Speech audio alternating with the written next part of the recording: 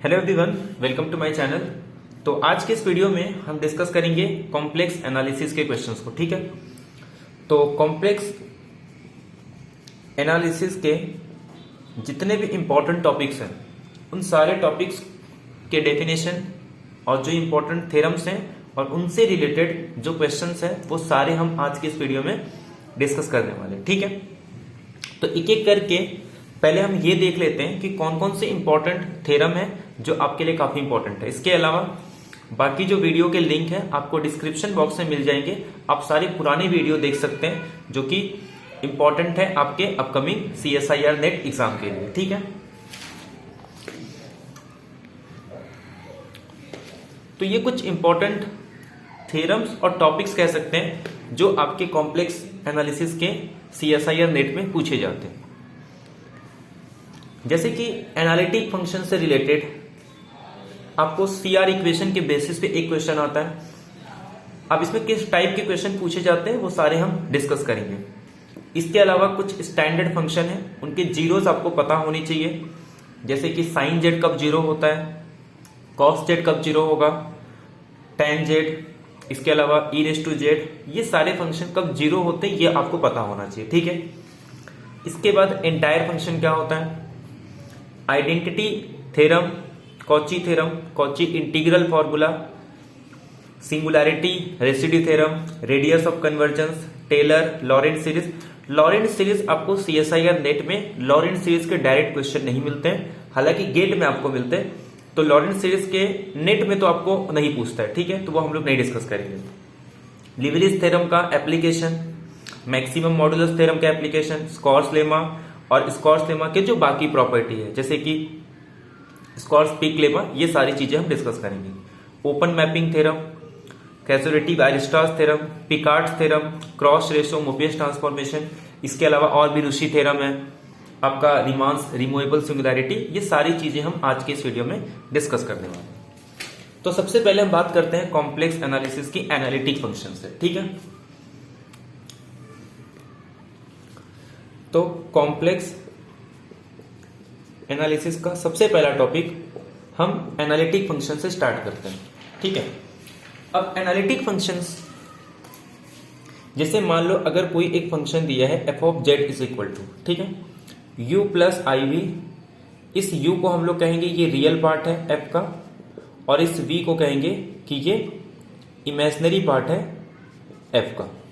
अब ये जो u और v है, अगर एक फंक्शन मेरा c से लेके c तक जा रहा है तो यहां पे ये जो u और v है ना, ये एक टू वेरिएबल के रियल वैल्यूड फंक्शन होते हैं। यानी कि यहाँ पे u और v जो है ये r² से लेके r तक जाता है।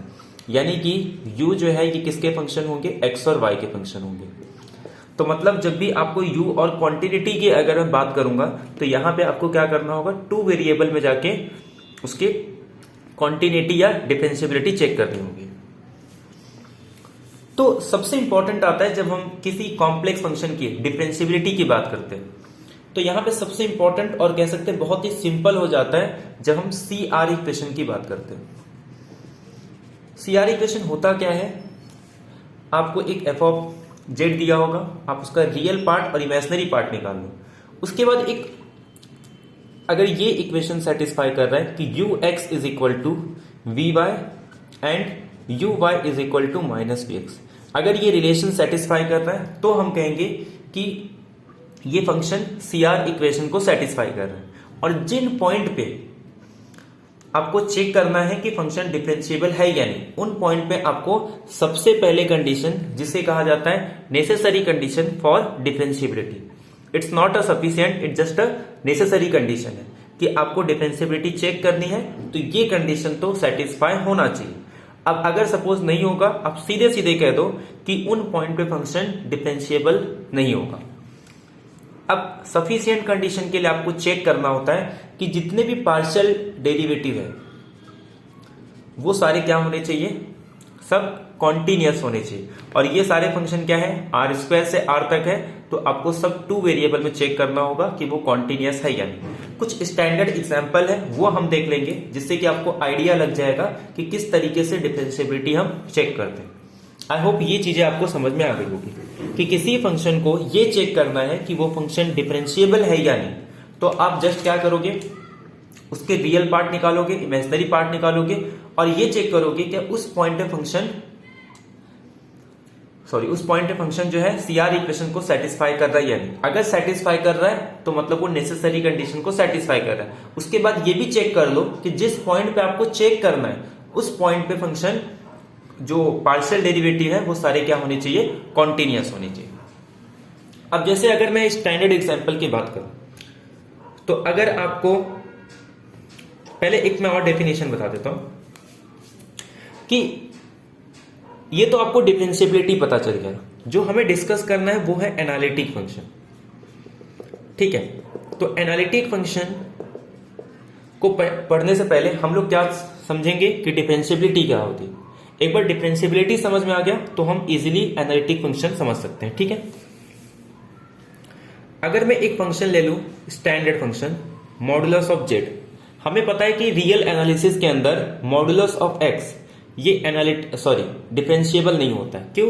क्योंकि उसके पास जीरो पे एक शार्प एज आ जाता है, तो जीरो पे ये function modulus of x differentiable नहीं होता है। तो क्या ये कॉम्प्लेक्स के अंदर भी डिफरेंशिएबल नहीं होता है? अगर नहीं होता है तो क्यों नहीं होता है वो हम लोग पहले देख लेते हैं। आपको क्या करना है, modulus of Z is equal to root x square plus Y square. अब सीधे सीधे इसमें रियल पार्ट तो है बट इमेजिनरी पार्ट नहीं है, तो रियल पार्ट हमारे पास आ जाएगा X square plus Y square और इमेजिनरी पार्ट आ गया जीरो। फॉर सीआर इक्वेशन अगर मैं u ऑफ x निकाल लूंगा तो 1/2 root x square plus Y square और ये 2x 2 कैंसल, सिंपल आ जाएगा ये x upon root x square plus Y square. अगर मैं u y की बात करूं तो ये y upon root x square plus Y square. अब सीआर इक्वेशन बाद में सेटिस्फाई करना, पहले क्या बताओ, ये फंक्शन ये कॉन्टिन्यूअस है जीरो पे, क्योंकि जब हम लोग इसको चेक करेंगे तो हमें जो पॉइंट मिलेगी सीआर इक्वेशन के लिए वो जब इसको इक्वल जीरो पुट कर दोगे क्योंकि v जीरो है, जब इसको x के रिस्पेक्ट में करोगे या y के रिस्पेक्ट में करोगे तो जीरो आएगा।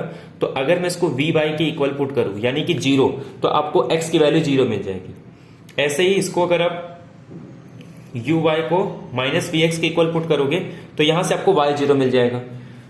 तो जीरो पे ये सीआर इक्वेशन सेटिस्फाई कर रहा है, बट क्या जीरो जीरो पे ये जो ux है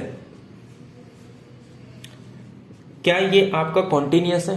तो कॉन्टिन्यूअस के लिए अगर मैं एक पाथ चूज करूं y square is equal to या फिर y is equal to mx, तो y is equal to mx put करूंगा तो ये x upon root x square plus m square x square, तो यहां से एक्स स्क्वायर अगर कॉमन ले लूं तो x upon x root 1 plus m square, तो ये बाहर आ जाएगा। तो जब लिमिट अप्लाई करोगे तो ये वैल्यू डिपेंड करेगी m पे, यानी कि आपका जो पाथ है वो उस पर डिपेंड कर रहा है। तो मतलब ये सीधे सीधे ये फंक्शन आपका कॉन्टिन्यूअस नहीं है। जिस पॉइंट पे ये सीआर इक्वेशन सेटिस्फाई कर रहा है उस पॉइंट पे ये कॉन्टिन्यूअस नहीं है, तो देयरफॉर ये फंक्शन किसी भी पॉइंट पे डिफरेंशिएबल ही नहीं है।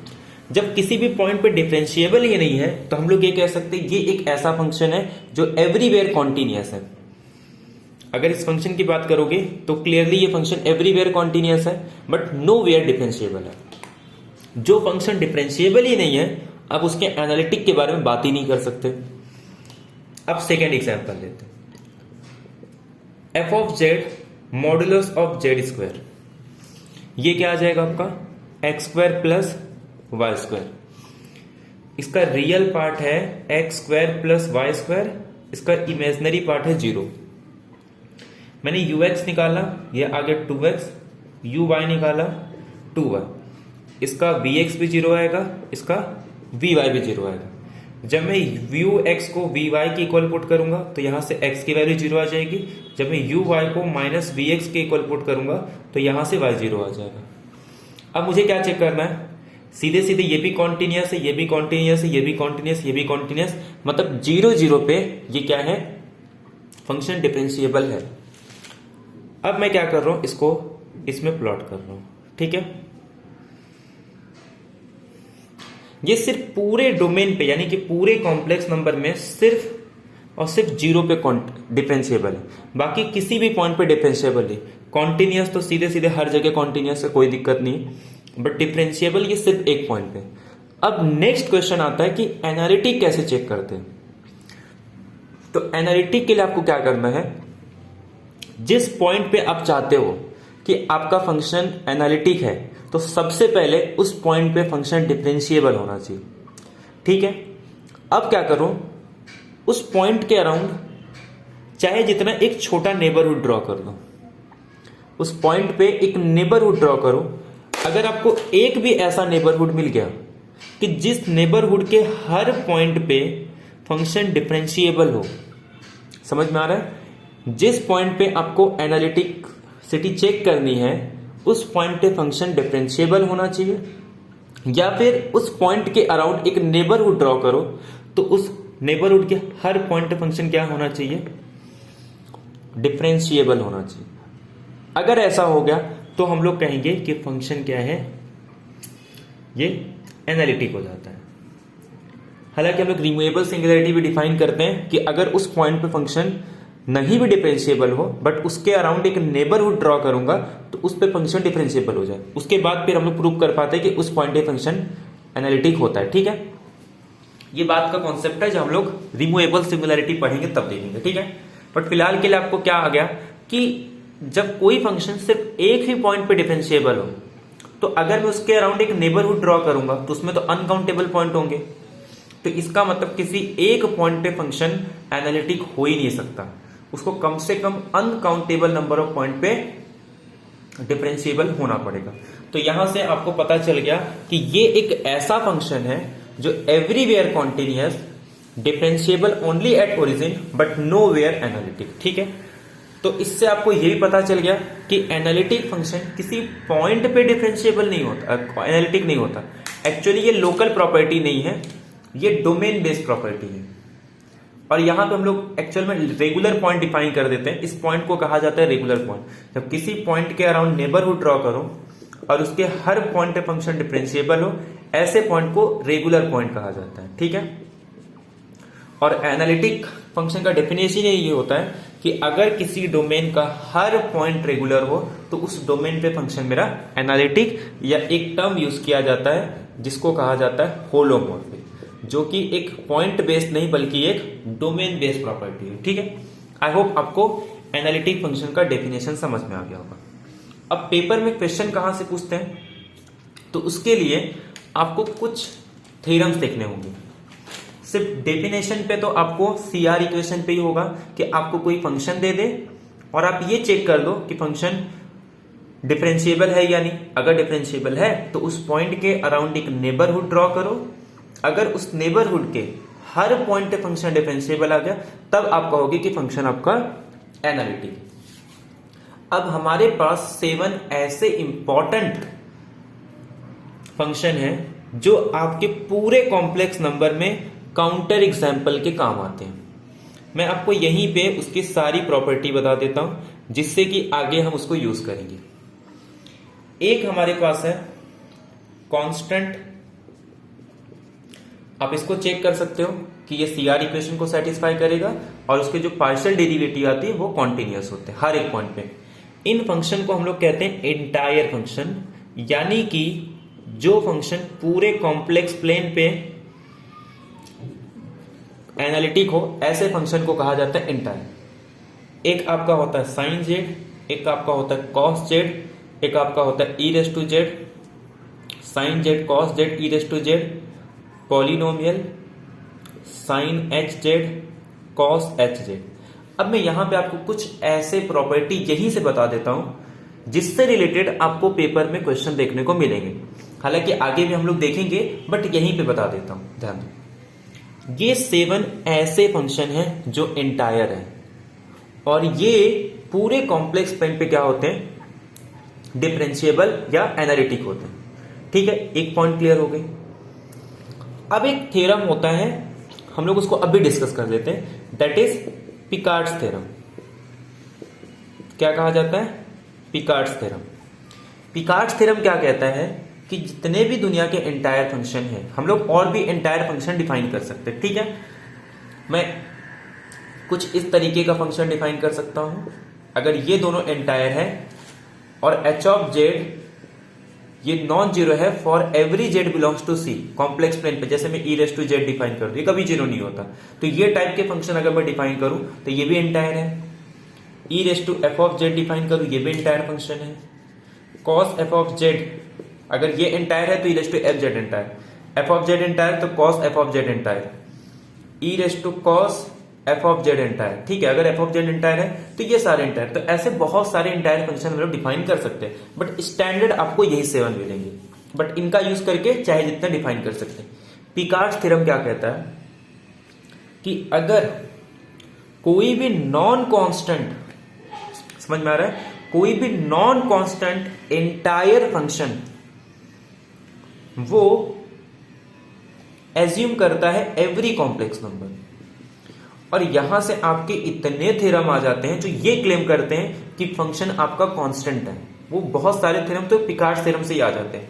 अगर आपका कोई भी एंटायर फंक्शन एज्यूम करता है सारे कॉम्प्लेक्स नंबर को एक्सेप्ट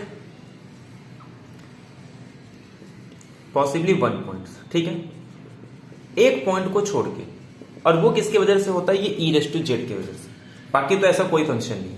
तो पिकार्ड थ्योरम ये कहता है कि जितने भी एंटायर फंक्शन हैं वो हर एक पॉइंट को एज्यूम करते हैं, अगर छोड़ेंगे तो एक पॉइंट को छोड़ सकते हैं।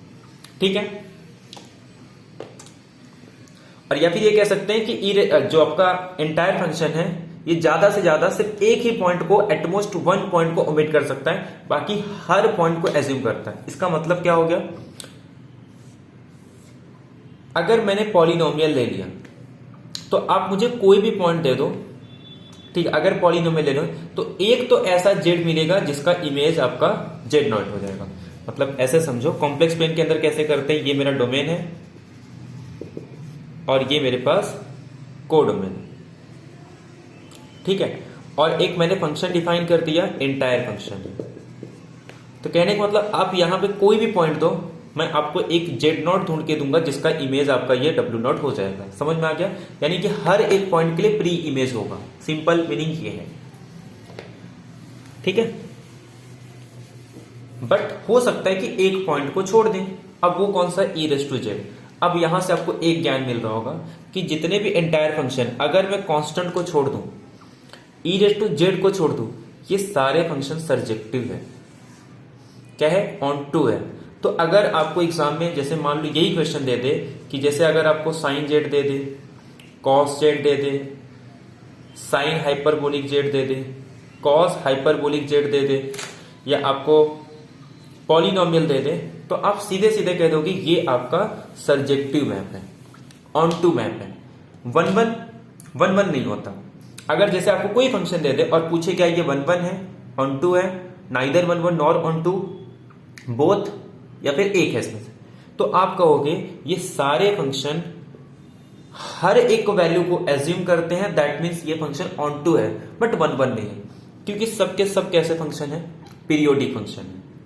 ठीक है, साइन जेड पीरियोडिक फंक्शन है जिसका period 2π, cos z periodic function है जिसका period 2π, e raise to z periodic function है 2πi, ये भी पीरियोडिक फंक्शन है जिसका पीरियड है 2π। अगर ये सारे पीरियोडिक फंक्शन है, इसका मतलब ये हो गया कि इसमें से कोई भी 1-1 फंक्शन नहीं है। जबकि रियल के अंदर क्या डिस्कस करते हैं हम लोग कि ई रेस टू एक्स ये आपका 1-1 मैप है, जबकि कॉम्प्लेक्स प्लेन के अंदर ये नहीं होता।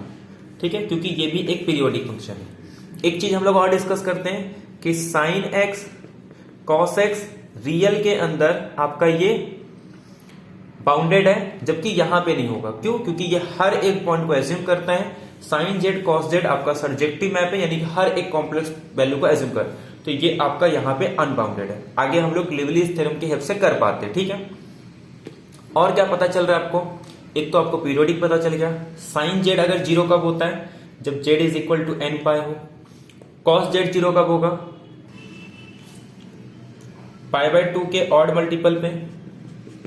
ठीक है, और इसी तरीके से आपका साइन एच जेड 0 कब होगा, जब आपका ये nπi होगा। और कॉस एच जेड कब होगा, जब ये आपका π/2 का ऑड मल्टीपल और यहां पे i। ठीक है, ई रेस टू जेड कभी 0 नहीं होता। यही ये रीजन है कि ई रेस टू जेड आपका ना ही 1-1 फंक्शन है और ना ही ऑन टू है। क्यों, रीजन क्या है, क्योंकि इसके पास जीरो कभी भी, जीरो का कोई प्री इमेज नहीं होता। ऐसा कोई जेड नहीं है जिसके लिए आपको उसका इमेज मिल जाए। अब ये चीजें आपको यहां से क्लियर हो गई। तो ये बहुत इंपॉर्टेंट फंक्शन है, इसके बारे में आपको हर चीज पता होनी चाहिए, ठीक है। आपको इसका जीरोस के बारे में पता होना चाहिए।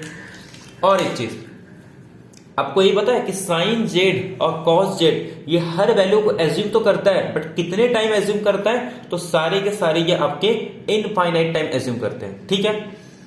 साइन एच जेड ये भी इनफाइनाइट टाइम एज्यूम करता है, कॉस एच जेड ये भी आपका इनफाइनाइट टाइम एज्यूम करता है। पॉलिनोमियल में क्या है, अब पॉलिनोमियल क्या होगा, किसी n डिग्री का पॉलिनोमियल होगा। अगर एक n डिग्री का पॉलिनोमियल है, ठीक है, तो जैसे मैंने for example f of z is equal to z square दिया। अब मैं कहूंगा कि मुझे 2 का इमेज निकालो, तो ये जेड स्क्वायर का इमेज 2 आएगा, और ऐसे कितनी पॉइंट आएगी, तो 2 पॉइंट आएगी।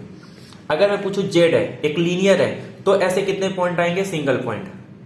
z⁴ है, तो ऐसे कितने पॉइंट होंगे जिनका इमेज 2 होगा, तो ऐसे 4 पॉइंट होंगे। तो जितने डिग्री का पॉलिनोमियल है उतने बार हर एक कॉम्प्लेक्स नंबर को एज्यूम करता है। तो इसका मतलब क्या हो गया कि पॉलिनोमियल फंक्शन कभी भी बाइजेक्टिव मैप नहीं होता अनलेस कि वो एक लीनियर मैप ना हो। मतलब अगर मैं f ऑफ z को az प्लस b ले लूं where ab belongs to complex number, तो ये जो पॉलिनोमियल है ये 1 1 ऑन 2 है। तो यहां से आपके कभी कभी डायरेक्टली क्वेश्चन आपके आ जाते हैं। तो every polynomial assume exactly n times, यानी कि फॉर एवरी कॉम्प्लेक्स नंबर, हर एक कॉम्प्लेक्स नंबर को पॉलिनोमियल एग्जैक्टली n टाइम क्या करता है, एज्यूम करता है। अगर वो n डिग्री का पॉलिनोमियल हो, तो लीनियर है तो 1 डिग्री का, तो हर वैल्यू को कितने बार एज्यूम करेगा, 1। सर्जेक्टिव मैप तो ऑलरेडी है, तो सर्जेक्टिव मतलब ऑन टू और 1 1, तो क्या हो गया, बाइजेक्टिव मैप। तो बाइजेक्टिव मैप आपका कौन सा है, सिर्फ एक लीनियर पॉलिनोमियल। बाकी ऐसा दुनिया का कोई एंटायर फंक्शन नहीं है जो आपका 1 1 ऑन टू दोनों, ठीक है। ये भी नहीं होता, ये भी नहीं होता, ये भी नहीं होता, सिर्फ लीनियर पॉलिनोमियल है, ठीक है। तो कभी कभी आपको क्वेश्चन में कुछ भी दे, अगर ये चीजें पता है तो आप डायरेक्टली आंसर उसके दे सकते हो। पिकार्ड्स लेमा बहुत काम का थ्योरम है, ठीक है। और ये गारंटी दे रहा हूं कि जब आप पेपर पे बैठोगे, ये सारी बातें अगर आपको याद है तो आपके क्वेश्चन यहीं से बन जाते हैं, आपको कुछ अलग चेक करने की जरूरत नहीं है, ठीक है। ये तो हो गया एंटायर फंक्शन के बारे में। अब कुछ इंपॉर्टेंट बातें आपको और ध्यान रखनी है। जैसे मैंने कहा कि f ऑफ z मान लेता हूं एनालिटिक फंक्शन है। एक नेसेसरी कंडीशन आ गया कि CR इक्वेशन को सेटिस्फाई करेगा, सारे पार्शियल डेरिवेटिव्स के कॉन्टिन्यूअस होंगे, मतलब जितने भी ux, uy, vx, vy ये सारे कॉन्टिन्यूअस होंगे। अगर f of z u plus iv है, तो ये u और ये v ये हार्मोनिक फंक्शन होते हैं। क्या होते हैं, हार्मोनिक फंक्शंस, ठीक है। u and v are harmonic functions. Harmonic function मतलब ये लैप्लास इक्वेशन को सेटिस्फाई करेंगे, ठीक है। vxx plus vy is equal to 0, मतलब ये सारे नेसेसरी कंडीशन है। तो जब भी अगर आपको कोई एक फंक्शन का रियल पार्ट दे दे और कहे कि ये किसी एनालिटिक फंक्शन का पार्ट है, तो आप क्या करोगे, पहले चेक करोगे कि क्या वो हार्मोनिक कंडीशन सेटिस्फाई कर रहा है। आपको कोई इमेजिनरी पार्ट देके बोले कि क्या ये किसी एनालिटिक फंक्शन का इमेजिनरी पार्ट हो सकता है, तो आप कहोगे वेट करो, पहले मैं चेक करता हूं कि क्या ये नेसेसरी कंडीशन है।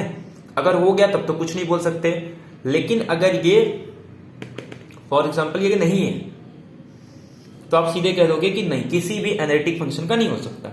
और अगर है तो उसका हार्मोनिक कॉन्जुगेट मिलता है सच दैट कि f ऑफ z एनालिटिक होगा, और उसके लिए वो सिंपली कनेक्टेड डोमेन है तो आपको मिल जाता है, ठीक है। इन जनरल नहीं मिलता, बट अगर डोमेन आपका सिंपली कनेक्टेड डोमेन है तो आपको हर एक, अगर कोई भी हार्मोनिक फंक्शन सेटिस्फाई कर रहा है तो आप एक उसका हार्मोनिक कॉन्जुगेट बना सकते हो। इसको कहेंगे हम लोग कि v जो है ये हार्मोनिक कॉन्जुगेट है किसका, u का।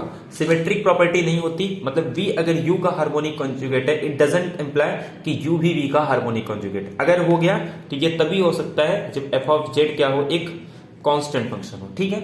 तो ये कुछ पॉइंट आपको याद रखनी है।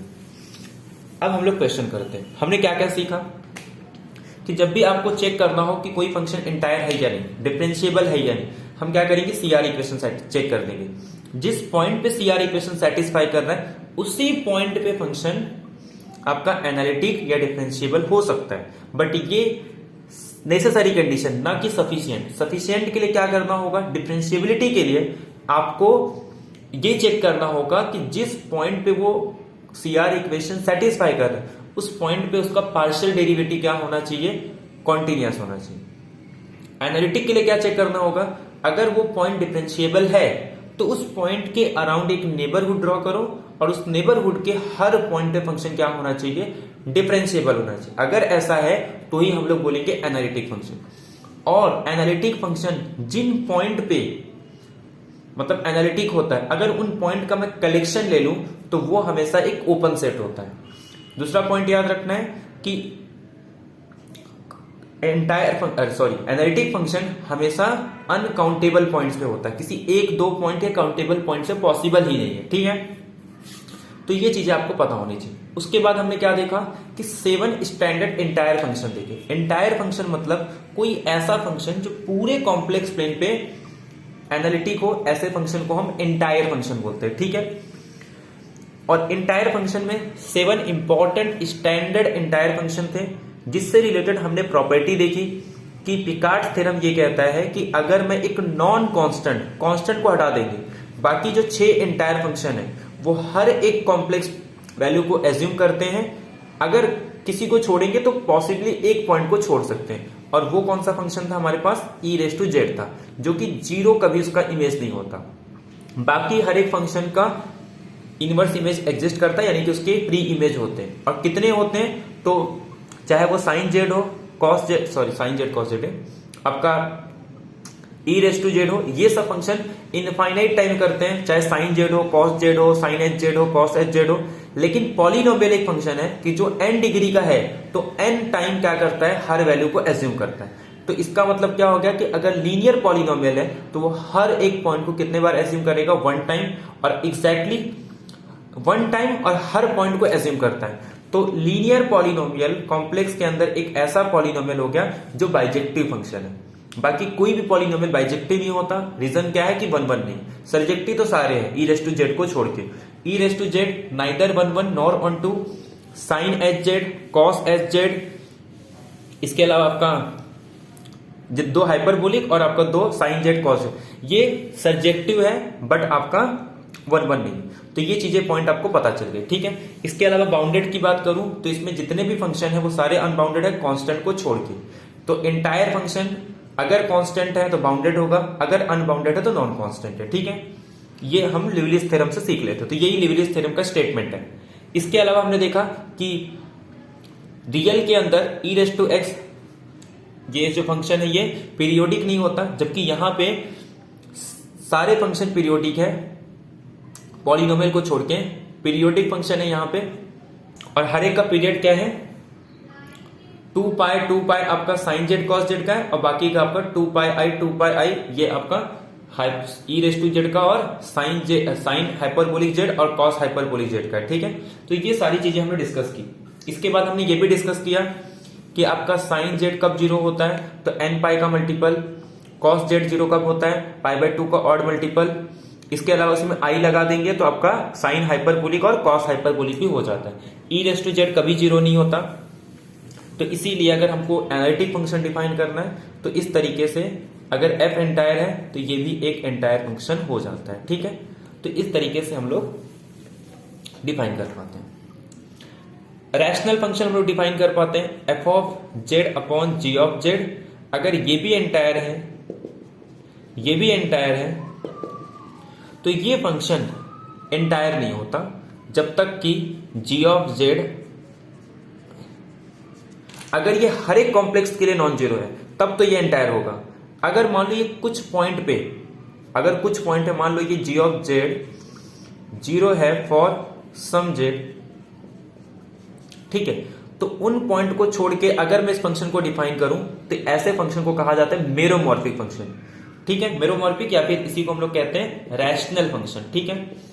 रैशनल फंक्शन हर जगह एनालिटिक होते हैं, सिर्फ उन पॉइंट को छोड़ के जिस पॉइंट पे मेरा g(z) 0 होगा। तो g(z) जिस पॉइंट पे 0 होगा, अगर उन पॉइंट को मैं रिमूव कर दूं तो बाकी हर जगह मेरा फंक्शन क्या होता है, ये एनालिटिक होता है, ऐसे फंक्शन को हम मेरोमॉर्फिक या रैशनल फंक्शन कहते हैं। इसकी खासियत क्या है कि ये भी हर फंक्शन को, हर एक वैल्यू को एज्यूम कर सकता है। पॉसिबली कितने को छोड़ सकता है? अगर एंटायर फंक्शन एक को छोड़ रहा है तो ऐसे जितने भी मेरोमॉर्फिक फंक्शन है वो ज्यादा से ज्यादा एटमोस्ट 2 पॉइंट को ही ओमिट कर सकते हैं। ठीक है, 2 पॉइंट्स को, ज्यादा से ज्यादा 2 पॉइंट्स को। जैसे tan z अगर आपको दिया जाए, अगर ये पूछेंगे क्या ये हर एक पॉइंट को एज्यूम कर सकता है, तो आप बोलोगे नहीं, सिर्फ 2 पॉइंट को ये एज्यूम नहीं कर सकता, बाकी हर एक पॉइंट को ये एज्यूम कर सकता है। ठीक है, आप डिफाइन भी कर सकते हो, sin z is equal to आपका सेम जैसे रियल में होता है ऐसे यहां पे भी होता है sin z upon cos z। ठीक है, तो जिस पॉइंट पे cos z 0 आएगा उसी पॉइंट पे इसको आप उसको चेक कर सकते हैं। ठीक है, तो इसका मतलब क्या होगा, सिर्फ 2 पॉइंट को छोड़ दिया जाए तो tan z हर पॉइंट पे आपका हर पॉइंट को एज्यूम करता है। तो ये कुछ चीजें हैं जो आपको पता होनी चाहिए, जो डायरेक्टली आपके एग्जाम में आ जाते हैं। अब हम लोग क्वेश्चन डिस्कस करते हैं कि किस तरीके से क्वेश्चन आपको आते हैं। मैंने आपको एक पॉइंट बताया था कि हम लास्ट में क्या देखा कि अगर कोई फंक्शन एंटायर है तो f of z plus u plus i y, तो u और v ये हार्मोनिक फंक्शन होते हैं। मतलब किसको सेटिस्फाई करते हैं? लैप्लास इक्वेशन को सेटिस्फाई करते हैं। ठीक है, अब हम लोग इसी से रिलेटेड कुछ क्वेश्चन देख लेते हैं। ठीक है, देखो यहीं से आपको एक क्वेश्चन पूछा गया था जून 2011 में और एक क्वेश्चन आपको पूछा गया था जून 2012 में। क्वेश्चन क्या दिया देखो, एक बार आपको इमेजिनरी पार्ट दे रहा है, एक बार आपको रियल पार्ट दे रहा है। इमेजिनरी पार्ट आपको एक बार दिया है जून 2011 में, कह रहा है कि ये आपको किसी का इमेजिनरी पार्ट दे रहा है और ये आपको किसी का रियल पार्ट दे रहा है। ठीक है, और क्वेश्चन ये पूछ रहा है कि क्या कोई ऐसा सुटेबल रियल पार्ट मिल जाए जिससे कि u प्लस आई बी आपका एनालिटिक फंक्शन हो जाए। तो इसका मतलब क्या हो गया कि अगर ये किसी एनालिटिक फंक्शन का पार्ट होना चाहता है तो पहली नेसेसरी कंडीशन तो इसको हार्मोनिक कंडीशन सेटिस्फाई करनी होगी। ऐसे अगर इसको भी किसी एनालिटिक फंक्शन का पार्ट बनना है तो सबसे पहले तो इसको हार्मोनिक कंडीशन सेटिस्फाई करना होगा। पहले वो सेटिस्फाई करें, फिर बात करेंगे कि वो सुटेबल v क्या होगा। ठीक है, तो सबसे पहले मैं काम करता हूं, चेक कर लेता हूं। मैंने क्या किया, v x x plus v y y is equal to v x x मतलब क्या होगा, इसको मैं 2 बार x से करूंगा तो x को 2 बार करूंगा तो 0 आ जाएगा, y स्क्वायर को 2 बार करूंगा तो 2, तो ये कितना आ जाएगा 6x, ये तो 0 नहीं आया। अब ये ऐसा नहीं कि x is equal to 0 put करूंगा 0 आ जाएगा, ये हर केस में 0 आना चाहिए हार्मोनिक कंडीशन सेटिस्फाई होने के लिए, तो ये तो नॉन जीरो आ गया। ठीक है, तो इसका मतलब ऐसा कोई भी रियल पार्ट नहीं होगा ऐसा कोई भी एनालिटिक फंक्शन नहीं होगा कि जिससे कि मैं इसको क्या बना सकूं, उसका इमेजिनरी पार्ट बना सकूं। तो ऐसा कोई रियल पार्ट नहीं है कि मैं इसमें ऐड करके उसको एनालिटिक फंक्शन बना सकूं, तो ये भी नहीं होगा। ठीक इसी तरीके से यहां पे है, सेम क्वेश्चन था, 2 बार पूछा गया था 3 मार्क्स के लिए। यहां पे 3xy स्क्वायर है, यहां पे 3x स्क्वायर वाई है। जब आप ux प्लस uy करोगे तो y के रिस्पेक्ट में 2 बार करोगे 0, और ये आपको 2 बार करोगे तो x स्क्वायर का 2 आ जाएगा, मतलब 2 6y। ठीक है, ये भी नॉन जीरो। तो किसी भी ऐसा कोई भी रियल या इमेजिनरी पार्ट नहीं मिलेगा जिससे कि फंक्शन मेरा होलोमॉर्फिक हो जाए। सिंपल क्वेश्चन था। अब देखो, जैसे मान लो अगर आपको रियल पार्ट दे दिया गया, हार्मोनिक कंडीशन को सेटिस्फाई भी कर रहा है, तो इसका मतलब ये हो गया कि हम क्या कर सकते हैं, एक एंटायर फंक्शन बना सकते हैं। तो हमें क्या ढूंढना होगा, हार्मोनिक कॉन्जुगेट, जिससे कि ये एक एनालिटिक फंक्शन बन जाए। तो अब 2 मेथड है हमारे पास, एक जो आपको इमेजिनरी पार्ट या रियल पार्ट देता है किसी एनालिटिक फंक्शन का, और एक जो आपको डायरेक्ट एनालिटिक फंक्शन दे देता है। अब ध्यान सुनो, इसमें थोड़ा हम लोग हाइयर डायमेंशन का यूज करते हैं। जैसे मैंने कहा कि आपको कोई u दे दे, रियल पार्ट, ठीक है, और कह रहा है कि ये हार्मोनिक कंडीशन को सेटिस्फाई करना है। ठीक है, हार्मोनिक कंडीशन को सेटिस्फाई कर रहा है, इसका मतलब u x x plus u y y is equal to 0, ये सेटिस्फाई कर रहा है, कोई दिक्कत नहीं यहाँ तक। अब सुनो, अगर ये फंक्शन रियल पार्ट है जो कि हार्मोनिक कंडीशन को सेटिस्फाई कर रहा है, और मैं चाहता हूं कि एक ऐसा फंक्शन डिफाइन करूं जो कि एनालिटिक हो और यू उसका रियल पार्ट हो, मतलब क्या करना, मुझे v ढूंढना है। अब मैं क्या करूंगा, टोटल डेरिवेटिव यानी कि इस v को विथ रिस्पेक्ट टू x करूंगा डेल x पर प्लस dv बाय dy और dy, मैंने इसका डिफरेंशियल ले लिया, ठीक है। अब ध्यान दो, अगर मैं एनालिटिक फंक्शन बना ही रहा तो इसका मतलब क्या होगा कि CR इक्वेशन तो नेसेसरी कंडीशन है, CR इक्वेशन तो सेटिस्फाई हो जाएगा, तो इसका मतलब क्या हो जाएगा कि ux is equal to v y और uy is equal to minus v x. तो इस vx को मैं रिप्लेस कर सकता हूं माइनस uy dx से, प्लस इस vy को मैं रिप्लेस कर सकता हूं ux dy is equal to dv। अब ये मेरे पास एक क्या बन गया, अगर मैं इसको ध्यान से देखूं तो कुछ इस तरीके से बन गया, ये m dx plus n dy, ये आपको एक डिफरेंशियल इक्वेशन बन गया। अब इसके वजह से ये जो आपको दिया है हार्मोनिक कंडीशन, इस हार्मोनिक कंडीशन के वजह से ये एक एग्जैक्ट डिफरेंशियल इक्वेशन बन जाता है। जब आप इसको विथ रिस्पेक्ट टू x करोगे, sorry with respect to y करोगे, ये उल्टा क्यों लिख दिया मैंने, m y is equal to n x, तो ये क्या आ जाएगा आपका माइनस यू वाई वाई।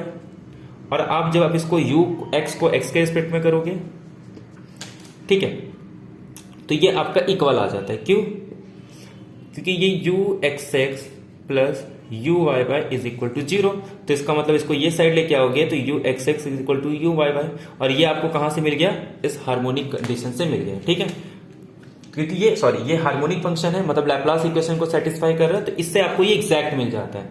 अगर ये एग्जैक्ट डिफरेंशियल इक्वेशन है तो मतलब मैं इसको सॉल्व कर सकता हूं, तो जब मैं इसको इंटीग्रेट करूंगा तो ये v इंटीग्रेशन ऑफ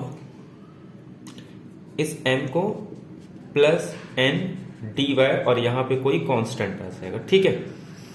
अब इसको कैसे करते तो आपको पता ही होगा, नहीं पता है तो हम क्या करते हैं, जब इसको x के रिस्पेक्ट में करते हैं तो यहां पे y को एज अ कांस्टेंट ट्रीट किया जाता है, और इसमें सिर्फ उसी टर्म को इंटीग्रेट करते हैं जिसमें not containing x, not containing x, यहां पे तो y को एज ए कांस्टेंट ट्रीट करते हैं, लेकिन यहां पे x को एज ए कांस्टेंट नहीं, बल्कि जहां पे x दिखे उस पूरे पार्ट को ही रिमूव कर दो। जैसे अगर मान लो x क्यूब y है तो इस पूरे पार्ट को 0 प्लस एक्स वाई इसको भी पूरा 0, मतलब ये 0, इसका पूरा इंटीग्रेशन 0 आ जाएगा। मान लो y अकेले है तो उसको इंटीग्रेट कर दो y के रिस्पेक्ट में, कहीं पे 2 है तो उसको इंटीग्रेट कर दो, बट अगर x का टर्म है तो सीधे सीधे उस पार्ट को रिमूव कर दो, ठीक है।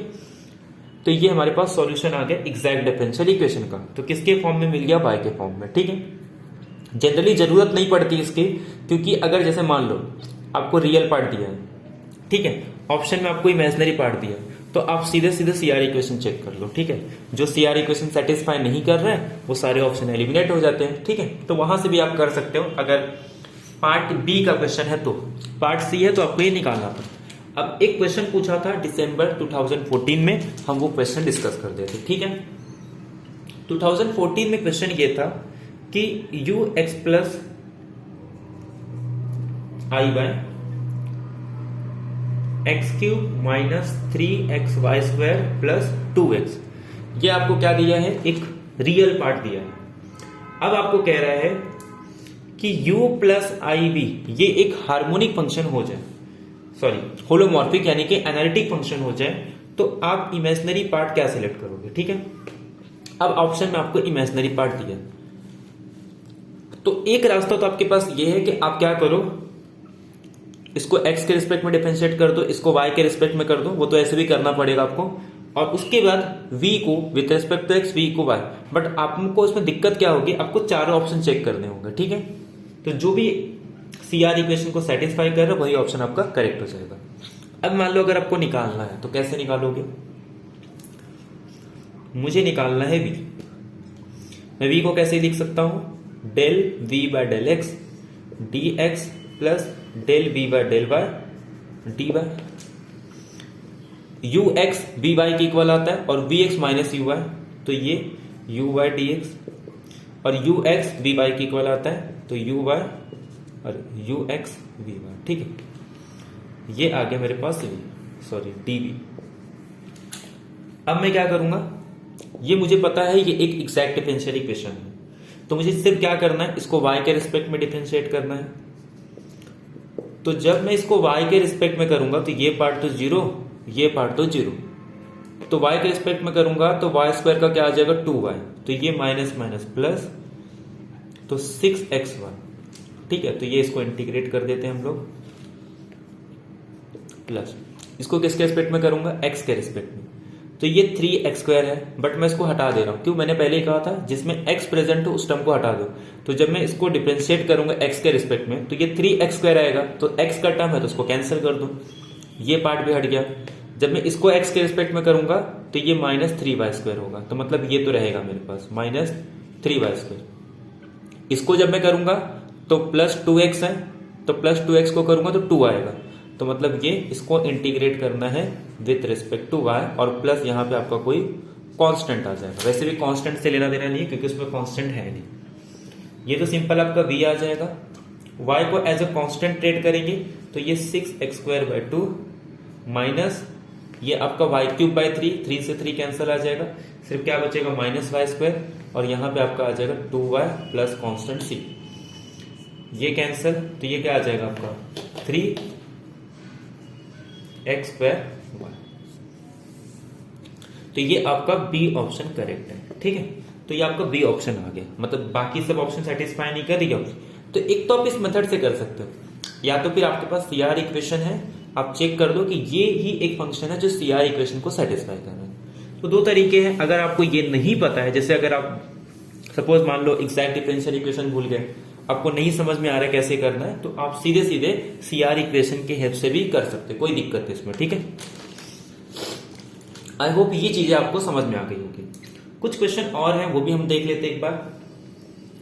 जैसे एक क्वेश्चन जून 2015 में पूछा गया था कि f एक real valued function, complex valued नहीं, रियल वैल्यूड, जो कि हार्मोनिक कंडीशन को सेटिस्फाई कर रहा है, मतलब f(x) plus f(y)(y) is equal to 0, ठीक है। तो ये आपको दिया है f(x) plus f(y)(y) is equal to 0। अब क्या किया, ध्यान दो, दो ना फंक्शन डिफाइन किया इसने, एक g और एक h। g को डिफाइन कैसे किया है, f(x) माइनस f(y), और h डिफाइन किया है f(x) प्लस f(y). अब आपसे पूछ रहा है कि इसमें से कौन सा होलोमॉर्फिक फंक्शन होगा, ठीक है। अब होलोमॉर्फिक फंक्शन के लिए आपको सबसे पहले तो सीआर इक्वेशन सेटिस्फाई करना पड़ेगा, ठीक है। वैसे हार्मोनिक फंक्शन है, f(x) इसका एग्जिस्ट हो रहा है, तो सीधे सीधे आपका देखो, अगर ये एग्जिस्ट हो रहा है इसका मतलब ये आपका कॉन्टिन्यूअस फंक्शन भी होगा।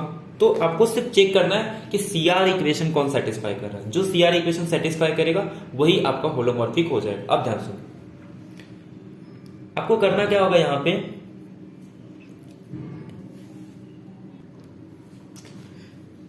ये मेरे पास u हो जाता है, ये मेरे पास v हो जाता है, यहां पे ये u है और ये एक v है। हम क्या करेंगे, u को x के रिस्पेक्ट में करेंगे, u को y के रिस्पेक्ट में करेंगे, v को x के रिस्पेक्ट में और v को y के रिस्पेक्ट में, ठीक है, कोई दिक्कत नहीं। जब मैं u को x के रिस्पेक्ट में करूंगा तो ये मेरे पास आ जाएगा f(x)। जब मैं u को y के रिस्पेक्ट में करूंगा तो ये मेरे पास आ जाएगा f(x)y। जब मैं v को x के रिस्पेक्ट में करूंगा तो ये मेरे पास आ जाएगा माइनस f(y)(x), और जब मैं इसको y के रिस्पेक्ट में करूंगा तो माइनस f(y)(y). अब ध्यान दो, यहां पे ux मेरा किसके इक्वल आना चाहिए, vy के इक्वल आना चाहिए। इसका मतलब f(x) is equal to minus f(y)(y) हो जाना चाहिए। इसका मतलब f(x)(x) plus f(y)(y) is equal to 0 होना चाहिए, जो ऑलरेडी गिवन है। तो इसका मतलब ये पहला कंडीशन सेटिस्फाई कर रहा है। दूसरा क्या कह रहा है कि uy vx के इक्वल होना चाहिए, अरे माइनस मतलब uy is equal to minus vx होना चाहिए। तो f(x)y is equal to minus of minus, अब ये तो ट्रू होता ही है, तो ये भी करेक्ट हो गया। इसका मतलब पहला वाला आपका सीआर इक्वेशन भी सेटिस्फाई कर रहा है, इसका मतलब ये होलोमॉर्फिक है। अब अगर ये हो रहा है तो ये वाला नहीं होगा, आप इसको इजीली चेक कर सकते हो कि ये जो फंक्शन है आपका CR इक्वेशन को इन जनरल सेटिस्फाई नहीं कर रहा है, तो देयरफॉर ये आपका होलोमॉर्फिक नहीं होगा। तो इस टाइप के भी क्वेश्चन आपको एग्जाम में देखने को मिलते हैं। इसके अलावा आपको कोई भी क्वेश्चन नहीं पूछा गया है। एक क्वेश्चन आपको सिंपल पूछा गया था, बहुत सिंपल क्वेश्चन है ये, कि C से लेके C तक एक एनालिटिक फंक्शन है, z इज इक्वल टू, ये डोमेन का पॉइंट है, और f of z is equal to u plus iv, ये रियल पार्ट, इमेजिनरी पार्ट, और इसमें 4 ऑप्शन दिए हैं। ठीक है, अब वो 4 ऑप्शन कौन से बोलते थे? पहला कह रहा है कि uxx plus uy is equal to 0, harmonic condition satisfy करेगा ही, तो ये ऑप्शन करेक्ट। सेकेंड में कह रहा है vxx plus vy is equal to 0, ये भी करेक्ट। थर्ड में कह रहा है कि uxy minus uy/x is equal to, अब एक बात बताओ, इसका मतलब यही तो कह रहा है ux सब कॉन्टिन्यूअस रहते हैं, तो इसका मतलब ये भी इक्वल आ जाता है इसमें। फोर्थ में ये भी करेक्ट, और दूसरे में कह रहा है uxy प्लस uy, ये जरूरी नहीं है। ठीक है, तो ये ऑप्शन आपका इनकरेक्ट। तो फर्स्ट, सेकंड, थर्ड, तो ये एकदम सिंपल क्वेश्चन था। आई होप आपको एनालिटिक फंक्शन की सारी प्रॉपर्टी पता चल गई होगी, किस किस टाइप के क्वेश्चन आते हैं, ये सारी चीजें आपको समझ में आ गई होगी। एंटायर फंक्शन क्या होते हैं ये पता चल गया होगा, किस किस अलग तरीके से क्वेश्चन पूछे जा सकते हैं, ये सारी चीजें होगी। अब हम आते हैं इंटीग्रेशन। ठीक है, जो सबसे इंपॉर्टेंट और जहां से आपको कंफर्म एक क्वेश्चन देखने को मिलता है, कंफर्म मिनिमम लास्ट ईयर तो इतने क्वेश्चन आ गए थे। सबसे इजी अगर मैं लास्ट टाइम की बात करूं तो कॉम्प्लेक्स एनालिसिस था, क्योंकि सारे क्वेश्चन आपके, ये कह सकते हो कि मैं भी आपको दिखाऊंगा कि 2 क्वेश्चन तो आपके सीधे सीधे कॉची थ्योरम से ही हो गए थे। हालांकि आप कॉची थ्योरम भी अप्लाई कर सकते हो या आप कॉची रेसिड्यू थ्योरम अप्लाई कर सकते हो। मैं आपको दोनों बताऊंगा कि कब आपको कॉची रेसिड्यू थ्योरम अप्लाई करना है और कब आपको कॉची इंटीग्रल फॉर्मूला यूज करना है। तो कॉम्प्लेक्स इंटीग्रेशन के अंदर बहुत इंपॉर्टेंट थ्योरम है इंटीग्रेशन फाइंड आउट करने का, कॉची थ्योरम। एक है कॉची इंटीग्रल फॉर्मूला, इसके लिए आपको कुछ नहीं चाहिए, सीधे सीधे आ जाता है। ठीक है, मतलब फॉर्मूले से। एक है कॉची का रेसिड्यू थ्योरम, जिसके लिए आपको सिंगुलैरिटी, पोल्स वगैरह पता होने चाहिए। ठीक है, कैसे रेसिड्यू कैलकुलेट करते हैं, क्या पोल होता है, ये सारी चीजें पता होनी चाहिए।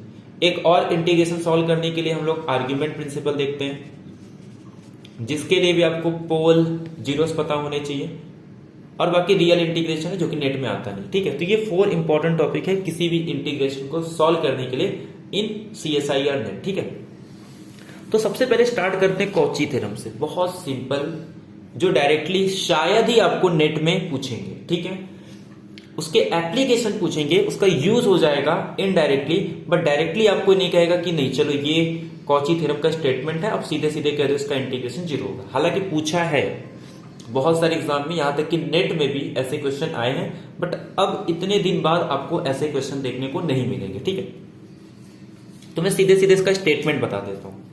क्या कहता है सुनो, आप एक सिंपली कनेक्टेड डोमेन ले लो, ऐसा समझो, सिंपली कनेक्टेड डोमेन, पूरा कंप्लीट तो वैसा नहीं है। कनेक्टेड का मतलब तो आपको पता ही है कि हर 2 पॉइंट को किसी तरीके से फाइनाइट नंबर ऑफ लाइन से कनेक्ट कर दो, या फिर किसी भी तरीके से कनेक्ट कर दो, बस उसको कनेक्टेड बोलेंगे, लेकिन सेट के बाहर नहीं जाना। सिंपली का मतलब क्या होता है कि कोई भी ग्राफ इस तरीके से नहीं होगा जब तक कि वो एंड पॉइंट ना हो। एंड पॉइंट पे इक्वल आ गया तो उसको क्लोज ग्राफ बोलते हैं। ठीक है, क्लोज। बाकी इन जनरल आपका इस टाइप का ग्राफ नहीं होना चाहिए, सीधे सीधे ऐसा समझो कि 1-1 टाइप का होना चाहिए। 1-1 कैसा, कभी किसी को क्रॉस नहीं करता है, एक पॉइंट पे उसके 2 इमेज नहीं आनी चाहिए। तो वही केस यहाँ पे भी होता है, हालांकि इसको 1-1 नहीं बोलते, यहाँ पे सिंपली कनेक्टेड डोमेन बोलते हैं, बट कॉन्सेप्ट कुछ उसी तरीके से है। जैसे यहाँ पे देखो, कोई भी ऐसा पॉइंट नहीं जो 2 बार बाइंड, मतलब 2 बार उसकी इमेज आ जाए, तो इस तरीके के फंक्शन को हम लोग कहते हैं, और इस तरीके के डोमेन को क्या कहते हैं, सिंपली कनेक्टेड डोमेन।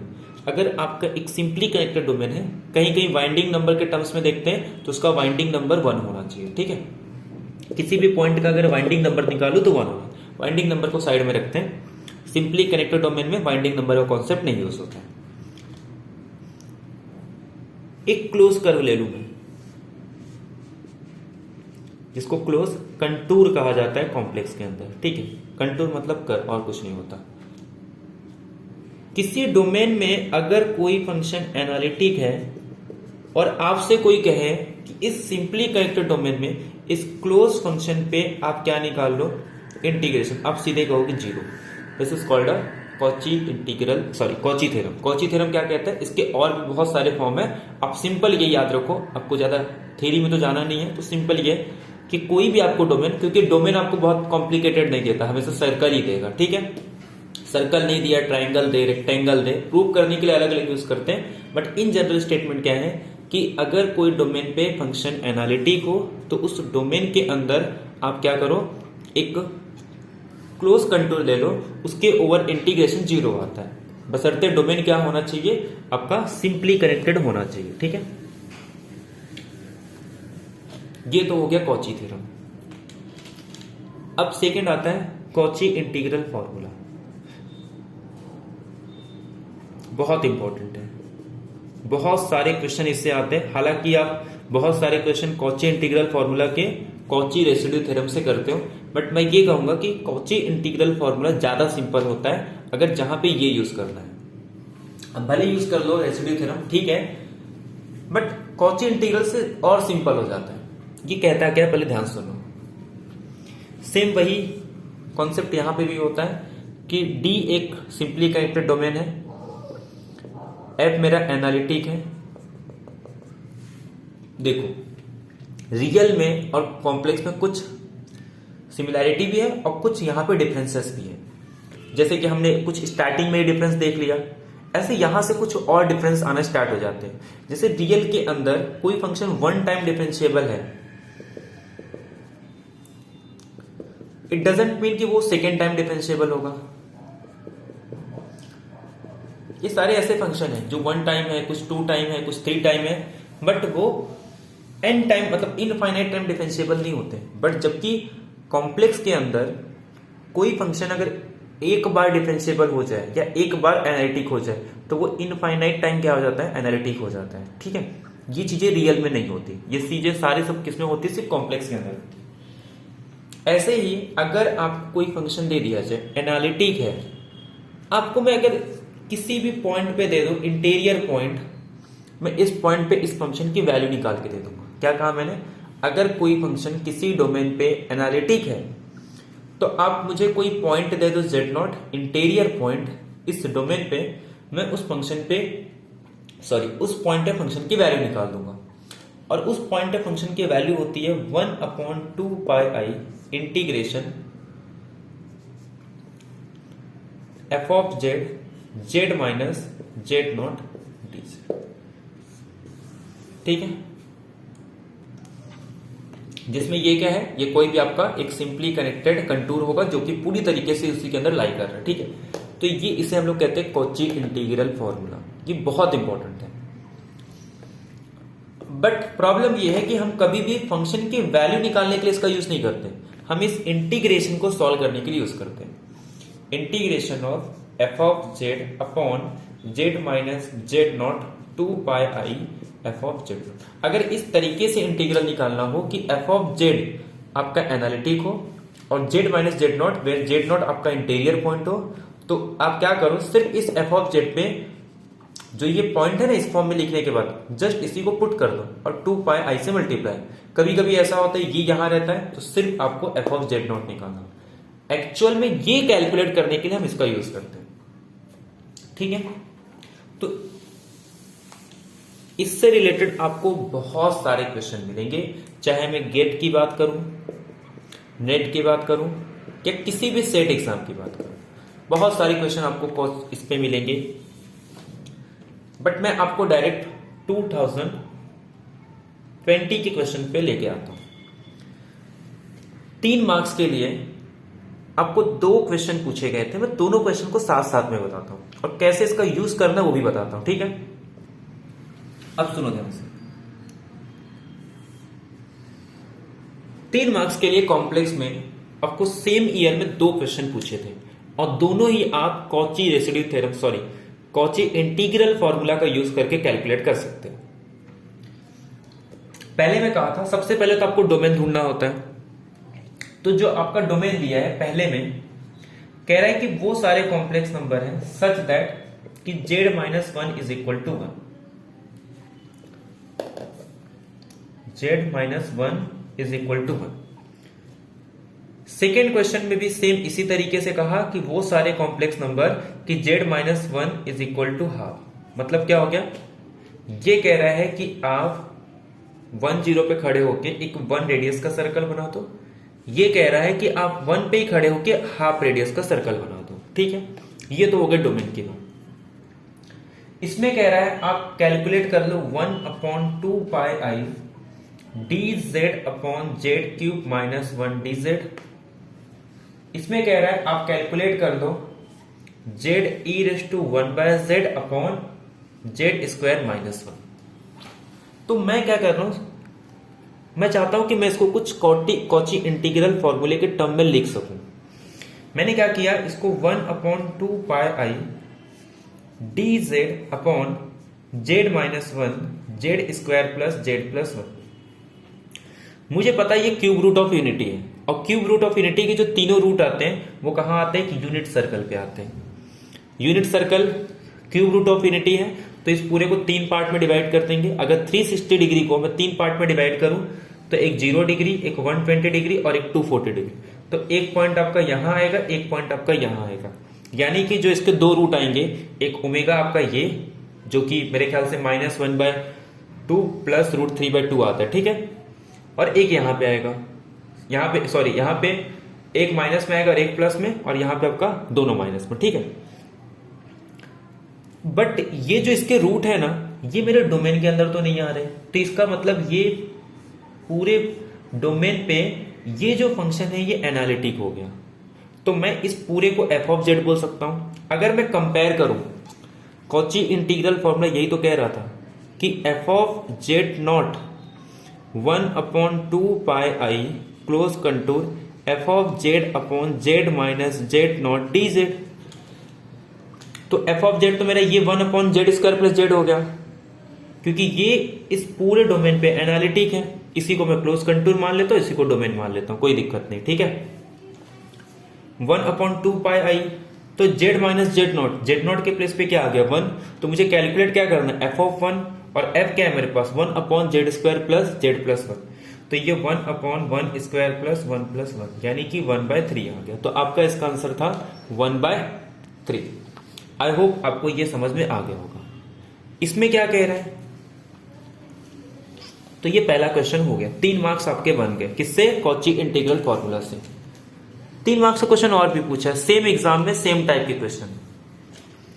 इसमें ध्यान दो, इसमें कहां कहां दिक्कत हो रही है। एक तो आपका ये आगे हम लोग पढ़ेंगे, अभी हमने पोल डिस्कस नहीं किया है, इसके लिए मैं आपको यहाँ पे कॉची इंटीग्रल फॉर्मूला से ही बता रहा हूं। यहां पे आपका क्या होगा, एक z माइनस 1 एक z प्लस 1। एक बात बताओ, एक तो 0 पे प्रॉब्लम हो रहा है, बट क्या 0 मेरे डोमेन के अंदर है, नहीं, तो कोई दिक्कत नहीं। -1 यहां, इसमें भी दिक्कत नहीं, तो सिर्फ दिक्कत क्या है z -1 में। तो मैं अगर इसको इसके इस फॉर्म में लिखना चाहूं तो इस i को मैं कुछ इस तरीके से लिख सकता हूं, z e raise to 1/z upon z plus 1 upon z minus 1 dz। ठीक है, तो अब ये इसके फॉर्म में आ गया, ये मुझे f ऑफ z मिल गया, जिसको इस डोमेन में कोई दिक्कत नहीं। z नॉट मेरे पास 1 आ गया, मतलब वहां पे भी 1 यहां पे भी 1। तो इस अब यहां पे 2 पाई आई नहीं है, तो मैं काम करता हूं, इसको 2 पाई आई यहां लिख देता हूं, तो ये आंसर आ जाएगा मेरे पास 2 pi i into f of 1। 2 pi i into f of 1 मतलब यहां पे पूरे 1 पुट कर दो, तो 1 e raise to 1/1 upon 1 plus 1 2, 2 से 2 कैंसिल हो गया e, यानी कि आपका आंसर आ गया पाई आई। तो कॉची इंटीग्रल फॉर्मूला का ये एप्लीकेशन है, जिससे हमने 2 क्वेश्चन सेम ईयर के, लास्ट ईयर के हम कह सकते हैं, ऐसा नहीं कि बहुत पुराना क्वेश्चन है, पिछले साल का ही क्वेश्चन है, 2 क्वेश्चन हमने डायरेक्टली कर दिए। इसमें कोई दिक्कत नहीं थी, आपको रेसिड्यू थ्योरम यूज करने की जरूरत नहीं पड़ी। रेसिड्यू थ्योरम कब यूज करते हैं, सिंपल सी बात है, जब आपको एक ही डोमेन में एक से ज्यादा डिस्टिंक्ट पोल मिल जाए, तब उस केस में आपको फिर सॉल्व करना पड़ता है पार्शियल फ्रैक्शन से। तो ये लगाने से अच्छा है आप सीधे सीधे क्या निकाल लो, रेसिड्यू निकाल के आप कैलकुलेट कर सकते हो। बट यहां पे जब आपको एक सिंगल रूट मिल रहा है, ठीक है, तो सिंगल रूट मिल रहा है, तो आप सीधे सीधे क्या करो, सिंपल वाला कॉची इंटीग्रल यूज कर दो। अगर आपको मान लो एक ही रूट मिले लेकिन वो मल्टीपल रिपीटेड रूट मिले, तो वो केस में आप कॉची इंटीग्रल का जनरल फॉर्मूला लगा सकते हो, ठीक है। अब extended form of Cauchy integral formula क्या है? मैंने अभी एक स्टेटमेंट कहा था कि हम कैसे डिफरेंशिएट करते हैं कॉम्प्लेक्स और रियल को। कॉम्प्लेक्स के अंदर अगर फंक्शन एक बार डिफरेंशिएबल हो जाए तो वो n टाइम डिफरेंशिएबल होता है। तो अगर फंक्शन एनालिटिक है, ये फंक्शन एनालिटिक है हमने बोल दिया, तो उसका डेरिवेटिव एनालिटिक होगा और हम लोग n टाइम डिफरेंशिएबल निकालते हैं। तो अगर मुझे सेम कंडीशन पे किसी पॉइंट पे n टाइम डेरिवेटिव निकालना, तो इसका आंसर आता है n माइनस वन फैक्टोरियल, नहीं यहाँ पे n है तो n factorial upon 2 pi i integration of, ये हमारे पास एक क्लोज कंटूर होगा सिंपली कनेक्टेड, ठीक है, f of z upon z minus z not आपका उस डोमेन पे interior point raise to n plus one d से, ठीक है। तो ये आपका सिंपल क्या हो गया, ये आपका nth डेरिवेटिव आप कैलकुलेट कर सकते हो। तो मतलब अगर मान लो क्वेश्चन में आपको कुछ इस तरीके से पूछ ले कि एफ ऑफ जेड, जैसे मान लो जेड क्यूब दे दे और 0 आपके यूनिट डिस्क दे दे, तो इसका मतलब 0 आ रहा है, 3 टाइम आ रहा है, तो उस केस में आप ये निकाल सकते हो। यहां पे भी आपको रेसिड्यू थ्योरम यूज करने की जरूरत नहीं है, रेसिड्यू थ्योरम डिस्टिंक्ट रूट के लिए यूज करो, बाकी ये सब आपका हो जाता है। आप सिंपल क्या करोगे, इसको 2 पाई आई अपॉन n फैक्टोरियल, ठीक है। तो यहाँ पे 0 है, कांस्टेंट है, कांस्टेंट को आप 3 है तो 2 टाइम आपको डिफरेंशिएट करना होगा, जितना यहाँ पे n प्लस वन होगा, तो मैं इसको 2 प्लस वन लिख सकता हूँ, तो n के प्लस पे 2, तो यहाँ पे 2 फैक्टोरियल, 2 से 2 कैंसिल, बट यहाँ पे अगर कांस्टेंट 1 है तो आप सीधे सीधे क्या कर दोगे, 0 आ जाएगा। तो यहीं से मैं आपको कुछ थ्योरम बता देता हूँ, हालांकि इसके क्वेश्चन है कि नहीं पता नहीं, वैसे तो होंगे ही, मैं खुद से बता देता हूँ। जैसे मान लो अगर आपको ये दिया है कुछ e रेस टू जेड दे दे और कुछ z माइनस वन का स्क्वायर दे दे, ठीक है, और आपको एक domain they they mode z is less than 2, ठीक है, ये आपको डोमेन दे दिया गया और कह रहा है कि इसका इंटीग्रेशन निकालो। इसके पास एक ही रूट है, दोनों रूट आपका इंटीरियर पॉइंट है, ठीक है, तो आप क्या लगा दोगे, जो एक्सटेंडेड फॉर्म है कॉची इंटीग्रल फॉर्मूला का वो यूज कर दो। तो यहां पे 2 है तो हमारे पास फॉर्मूला क्या था, f raise to n z not, यहां पे n माइनस वन फैक्टोरियल था, तो ये चीज यहां आ जाती है और 2 पाई आपका न्यूमरेटर में आ जाता है। तो मतलब 2 पाई आई, यहां पे 2 है, इसको मैं 1 प्लस वन लिख सकता हूं, तो यानी कि 1 का फैक्टोरियल, और उसके बाद डेरिवेटिव किस पॉइंट पे, आपका 1 पे, तो 2 पाई आई इंटू इसका डेरिवेटिव लोगे तो फिर से क्या आएगा, ई रेस टू जेड, और 1 पुट करोगे तो ये आपका आंसर आ जाएगा 2 पाई, तो इसका आंसर ये आ गया। तो ये टाइप के क्वेश्चन आपको पूछते हैं, तो जब आपको किसका यूज करना है, कॉची इंटीग्रल का जनरल फॉर्म आपको यूज करना है। आपको यहाँ पे कॉची रेसिड्यू थ्योरम यूज करने की जरूरत नहीं है। तो जितना पॉसिबल हो सके आप कॉची इंटीग्रल फॉर्मूला और जो जनरल फॉर्म है यही यूज करो।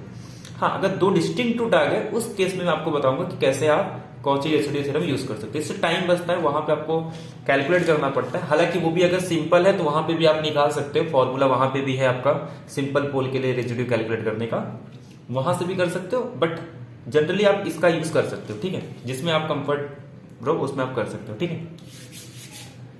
एक क्वेश्चन आता है जिसमें मैं आपको पहले कुछ बेसिक बता देता हूं। अगर मान लो इस टाइप का आपको कोई इंटीग्रेशन मिले, ठीक है, इसके इंटीग्रेशन निकालना, तो इसका आंसर देखो 2 आता है, एक आपका 2 पाई आई आ जाएगा या तो 0 आ जाएगा। 2 पाई आई तभी आएगा जब n की वैल्यू 1 हो, बाकी हर केस में आपका ये 0 आ जाता है। अगर ये माइनस हो, एनी इंटीजर्स, अगर ये माइनस है तो ऊपर चले जाएगा, तो वो ऊपर क्या आ जाएगा, मतलब एक पॉलिनोमियल आ जाएगा, और पॉलिनोमियल है इसका मतलब वो एनालिटिक है, तो सीधे कॉची थ्योरम से 0 आ जाएगा। अगर मान लो इन केस वो 1 के अलावा कुछ है, तो वो केस में आप क्या यूज कर लोगे, Cauchy residue in general form use कर लोगे, क्योंकि यहाँ पे 1 है और जब उसका आप डेरिवेटिव लेते हो तो वो सीधे सीधे 0 आ जाएगा, ठीक है, कांस्टेंट का डेरिवेटिव 0, तो उस केस में भी आपका ये आंसर 0 आ जाता है। सिर्फ एक केस में जब ये 1 हो तो 1 upon z minus z not D Z, इसकी वैल्यू आपकी 2 पाई हो जाती है। अब एक एप्लीकेशन इसका भी कह सकते हैं, कॉची इंटीग्रल फॉर्मूला का भी कह सकते हैं। और उससे कुछ चीजें और आपको पता चलेगी अगर वो टाइप से क्वेश्चन आते हैं कि उन क्वेश्चन को कैसे सॉल्व करना है। ठीक है, तो ये क्वेश्चन है जून 2017 का। सी आपको एक यूनिट डिस्क दिया है। सबसे पहले तो आप डोमेन ढूंढ लिया करो, एक यूनिट डिस्क दिया है। ठीक है, और आपको कैलकुलेट करना है 1/2πic 1 plus z square by whole square d से। ठीक है, कोई दिक्कत नहीं यहाँ पे, ये आपको कैलकुलेट करना है। तो जब भी आपको इस टाइप से मॉडुलस देके स्क्वायर दे दे तो आपको क्या करना है, आपको ये पता ही होगा कि मॉडुलस ऑफ जेड का स्क्वायर क्या होता है। इसकी वैल्यू भी x square plus Y square होती है और जेड इंटू जेड कॉन्जुगेट की वैल्यू भी x square plus Y square होती है, मतलब रियल पार्ट का स्क्वायर प्लस इमेजिनरी पार्ट का स्क्वायर। ठीक है ना, अब हमारे पास ध्यान दो, modulus of Z is equal to 1 दिया है, तो मॉडुलस ऑफ जेड स्क्वायर की वैल्यू क्या आ जाएगी 1, तो ये 1 is equal to z into z bar, तो देयरफॉर जेड बार की वैल्यू क्या आ जाएगी 1/z। तो मतलब मैं जेड बार को किससे रिप्लेस कर सकता हूं 1/z। ठीक है, अब इसको हम लोग सॉल्व करते हैं, ये आपको समझ में आ गया। तो मैं यहां पे इसको 1/2πi integration 1 plus z square 1 plus, और कॉन्जुगेट आपको पता है सीधे सीधे अगर पूरे के ऊपर लगाना है तो आप इसको ब्रेक कर सकते हो। ठीक है, तो ये आ जाएगा 1/2πi इंटीग्रेशन, अगर मैं पूरे 1 से मल्टीप्लाई करूं तो 1 प्लस जेड बार का क्या आ जाएगा 1/z, और जेड बार का स्क्वायर क्या आ जाएगा 1/z स्क्वायर। ठीक है, जब आप इसको जेड से मल्टीप्लाई करोगे तो पहले आपका जेड बार मतलब 1/z, तो जेड और 1/z कैंसिल होके 1, और ये जेड और ये 1/z स्क्वायर, तो ये आ जाएगा 1/z। जेड स्क्वायर से करोगे तो ये आपका Z square by 1/z Z, और Z square 1/z square, simple 1 आ गया। ठीक है, अब आपको इसको इंटीग्रेट करना है, तो ये 1/2πi integration of 1 plus 1 plus 1, ये आपका 3 आ गया, जेड प्लस जेड 2j, और एक आपका जेड स्क्वायर। पहले मैंने पॉलिनोमियल वाले ले लिए और कांस्टेंट टर्म ले ली, तो आपका ये भी कैंसिल हो गया, आपका ये भी कैंसिल हो गया, ये भी कैंसिल हो गया, ये भी कैंसिल हो गया, ये भी कैंसिल हो गया, 1/z 2/z, तो ये भी कैंसिल हो गया, ये भी कैंसिल हो गया। ठीक है, ये भी ऑलरेडी कैंसिल हो गया था, 1/z स्क्वायर। आपको पता है कि ये एनालिटिक है, ये भी एनालिटिक है, ये भी एनालिटिक, तो बाय कॉची थ्योरम इन सब का इंटीग्रेशन 0 आ जाएगा। तो सिर्फ कौन से टर्म बचे 1/2πi c 2/z dz, 2 को भी बाहर ले सकता हूं 1/z plus c 1/z square dz। हमने अभी पढ़ा था कि जब भी 1/z माइनस z0n के फॉर्म में हो, इसका आंसर हर केस में 0 आता है, सिर्फ इसको छोड़ के जब z की वैल्यू 1 हो, तो इस केस में इसका आंसर कितना आ जाएगा 2πi, बाकी हर केस में 0। तो सिर्फ बचा क्या आपके पास, एक तो 1/2πi जो बाहर 2 कांस्टेंट था, और उसका आंसर कितना आएगा 2πi, ये पूरा कैंसिल, आपका आंसर आ गया 2। ठीक है, तो इस टाइप के क्वेश्चन को इस तरीके से सॉल्व करना है। ठीक है, ऐसे और भी क्वेश्चन आए हैं एक दो।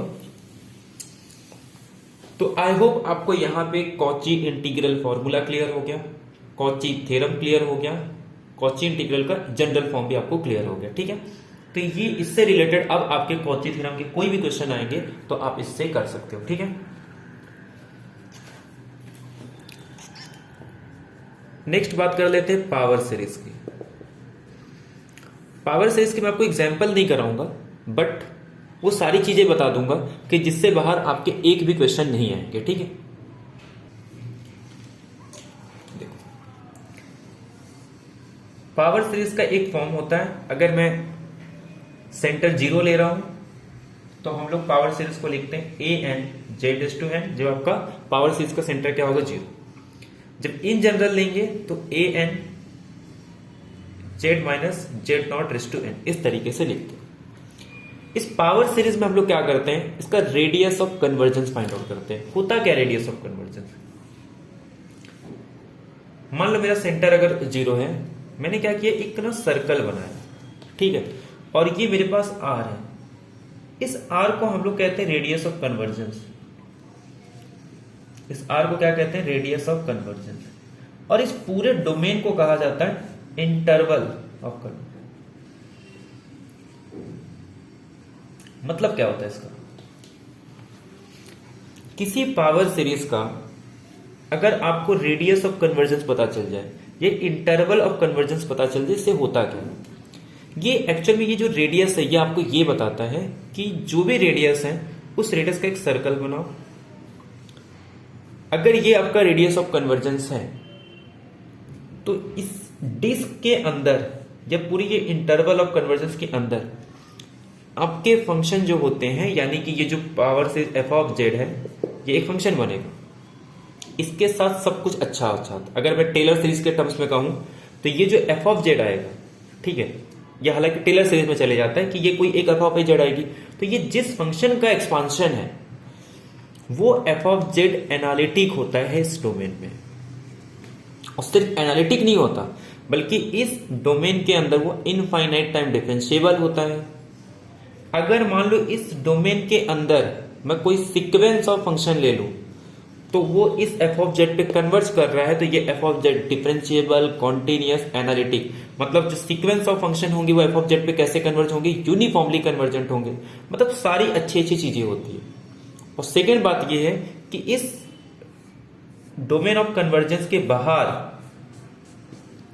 आपका जो ये जो मतलब जो सीक्वेंस है ये क्या आएगा? पावर सीरीज, ये डाइवर्जेंट होता है।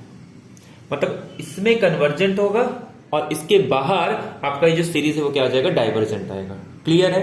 मतलब इस डोमेन के अंदर, बाउंड्री की बात नहीं कर रहा हूं, डोमेन के अंदर की पावर सीरीज क्या होगी? कन्वर्जेंट होगी, जबकि इस डोमेन के बाहर ये पावर सीरीज डाइवर्जेंट हो जाता है।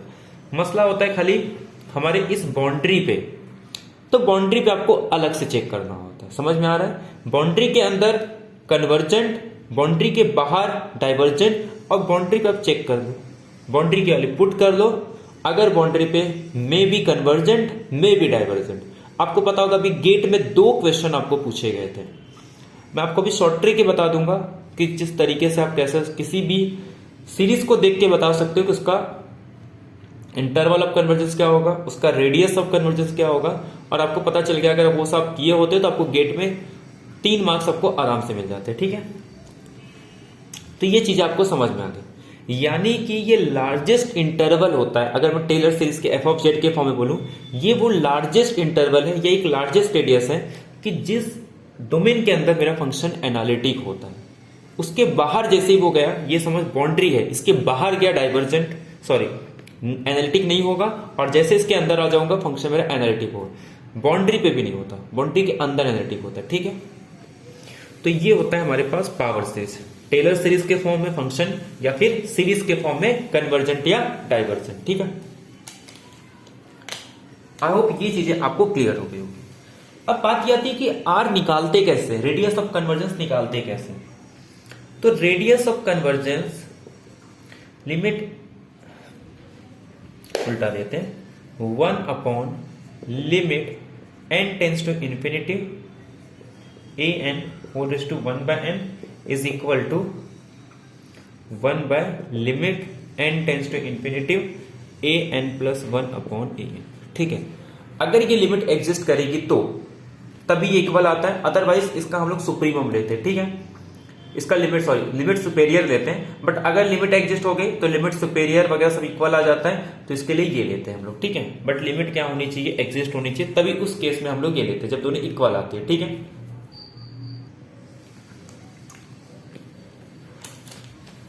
तो ये अगर लिमिट एग्जिस्ट कर रही है तो ये आपका रेडियस ऑफ कन्वर्जेंस होता है। ठीक है, तो बट कभी भी आप इस फॉर्मूले का जल्दी यूज मत करना, क्योंकि जितने भी स्टैंडर्ड an जो है, जिसे मतलब अगर आपको पावर सीरीज गिवन है इस तरीके से, ठीक है, या तो इस फॉर्म में दिया होगा या तो फिर इस फॉर्म में, तो अगर मान लो मैं ये मान के चल रहा हूं तो भी इस an को दिखा के आप बता सकते हो कि इसका रेडियस ऑफ कन्वर्जेंस क्या होगा। तो कुछ इंपॉर्टेंट पॉइंट्स है जो आपको याद रखने हैं। ठीक है, जैसे कि an क्या होगा, और आप कब डायरेक्टली देख के बता सकते हो कि उसका आपको रेडियस ऑफ कन्वर्जेंस क्या बताना है। जब भी आपका an अगर एक पॉलिनोमियल हो, आप सीधे कह दो रेडियस ऑफ कन्वर्जेंस 1। जब भी आपका कोई पॉलिनोमियल n के टर्म्स में लॉगरिदम है तब भी कह दो उसका रेडियस ऑफ कन्वर्जेंस 1। अगर पॉलिनोमियल प्लस लॉगरिदम हो, चाहे डिनोमिनेटर में हो चाहे न्यूमरेटर में हो, यहां पे भी चाहे ये डिनोमिनेटर में हो या न्यूमरेटर में हो, ये डिनोमिनेटर न्यूमरेटर में हो या पॉलिनोमियल डिनोमिनेटर, ये हर केस में रेडियस ऑफ कन्वर्जेंस 1। आपका ये तीनों में से कुछ भी हो, पॉलिनोमियल प्लस लॉगरिदम, चाहे न्यूमरेटर या डिनोमिनेटर में, और उसके साथ एक ऐसा bn हो जिसका रेडियस ऑफ कन्वर्जेंस r है, तो इस पूरे n या पूरे पावर सीरीज का रेडियस ऑफ कन्वर्जेंस भी r होगा। अब ये bn हो क्या सकते हैं, पॉसिबिलिटी क्या है, हो सकता है वो a⁻n के फॉर्म में हो। अगर a⁻n के फॉर्म में है तो उसका रेडियस ऑफ कन्वर्जेंस 1/a आ जाए। अब इसके साथ कुछ भी हो, आपको सीधे सीधे क्या करना है, इसका तो पूरा 1 आएगा, आप सीधे सीधे इसका क्या निकाल दोगे, 1/। जैसे मैं आपको एग्जांपल बताऊं तो बहुत कॉम्प्लिकेटेड आपको ऐसा दे दूं, log n square upon 3 plus 2n² plus 4 into log 2 plus n square, इतना हार्ड दे दूं और फिर यहां पे दे दूं 2n। आप बताओ इसका रेडियस ऑफ कन्वर्जेंस क्या होगा। आप बोलोगे log को हटाओ, पॉलिनोमियल को हटाओ, log को हटाओ, सीधे सीधे इसका आंसर 1/2। आपको कैलकुलेट करने की जरूरत नहीं, आप इसको निकाल भी सकते हो, limit an modulus of an raise to 1/n का यूज करके आप निकाल सकते हो, बट आपको इन जनरल यही लिखना है, ठीक है, कैलकुलेट करने की जरूरत नहीं है। अगर a⁻n है तो आपका a आ जाएगा, ठीक है। अगर 1/n हो या 1/n फैक्टोरियल हो, ये हर जगह होता है कन्वर्जेंट, इसीलिए इसका रेडियस ऑफ कन्वर्जेंस पूरा का पूरा इंफिनिटी आ जाएगा, कोई दिक्कत नहीं होता। ऐसे ही अगर मान लो n⁻n ऊपर आ जाए या n फैक्टोरियल ऊपर आ जाए, उस केस में कहीं कन्वर्जेंट नहीं होते, इसका लिए इसका रेडियस ऑफ कन्वर्जेंस 0 आ जाता है। अगर मान लो आपको दोनों दे दिया जाए, n फैक्टोरियल अपॉन n⁻n या फिर n n upon n factorial दे दिया जाए, तो इस केस में देखो इसका रेट ऑफ कन्वर्जेंस ज्यादा है, इसका रेट ऑफ कन्वर्जेंस ज्यादा है, तो मतलब इसका जो रेडियस ऑफ कन्वर्जेंस इससे तो ज्यादा ही आने वाला है, तो इसका e आता है और इसका 1/e आता है, ठीक है। तो ये पॉइंट आपको याद रखना है। कैसे ध्यान रखना है कि जब n⁻n है मतलब ये जल्दी कन्वर्जेंट होगा, तो इसका आंसर, इसका रेट ऑफ जो कन्वर्जेंस होगा, सॉरी रेडियस भी ज्यादा होगा, ये थोड़ा कम होगा, तो इसमें 1/n, ठीक है। एक और याद रखना है, जैसे n factorial raise to k upon n k factorial आ जाएगा, तो इसका आंसर आ जाएगा k रेज़ टू k।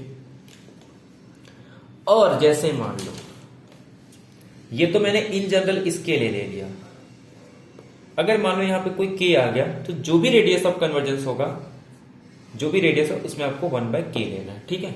तो इस तरीके से आप रेडियस ऑफ कन्वर्जेंस कैलकुलेट कर सकते हो। दुनिया भर के क्वेश्चन है, आप क्वेश्चन उठाओ, इसी को अच्छे से देख लो। जैसे मैं आपको दे दूं,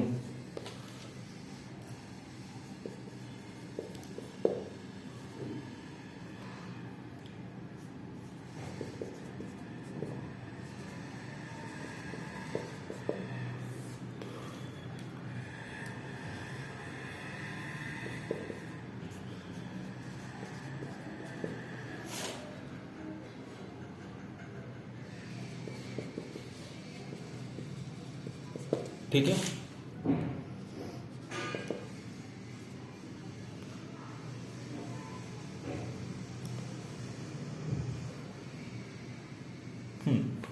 तो आपको इसका रेडियस ऑफ कन्वर्जेंस पूछना है, तो आप सीधे सीधे कटिंग करो,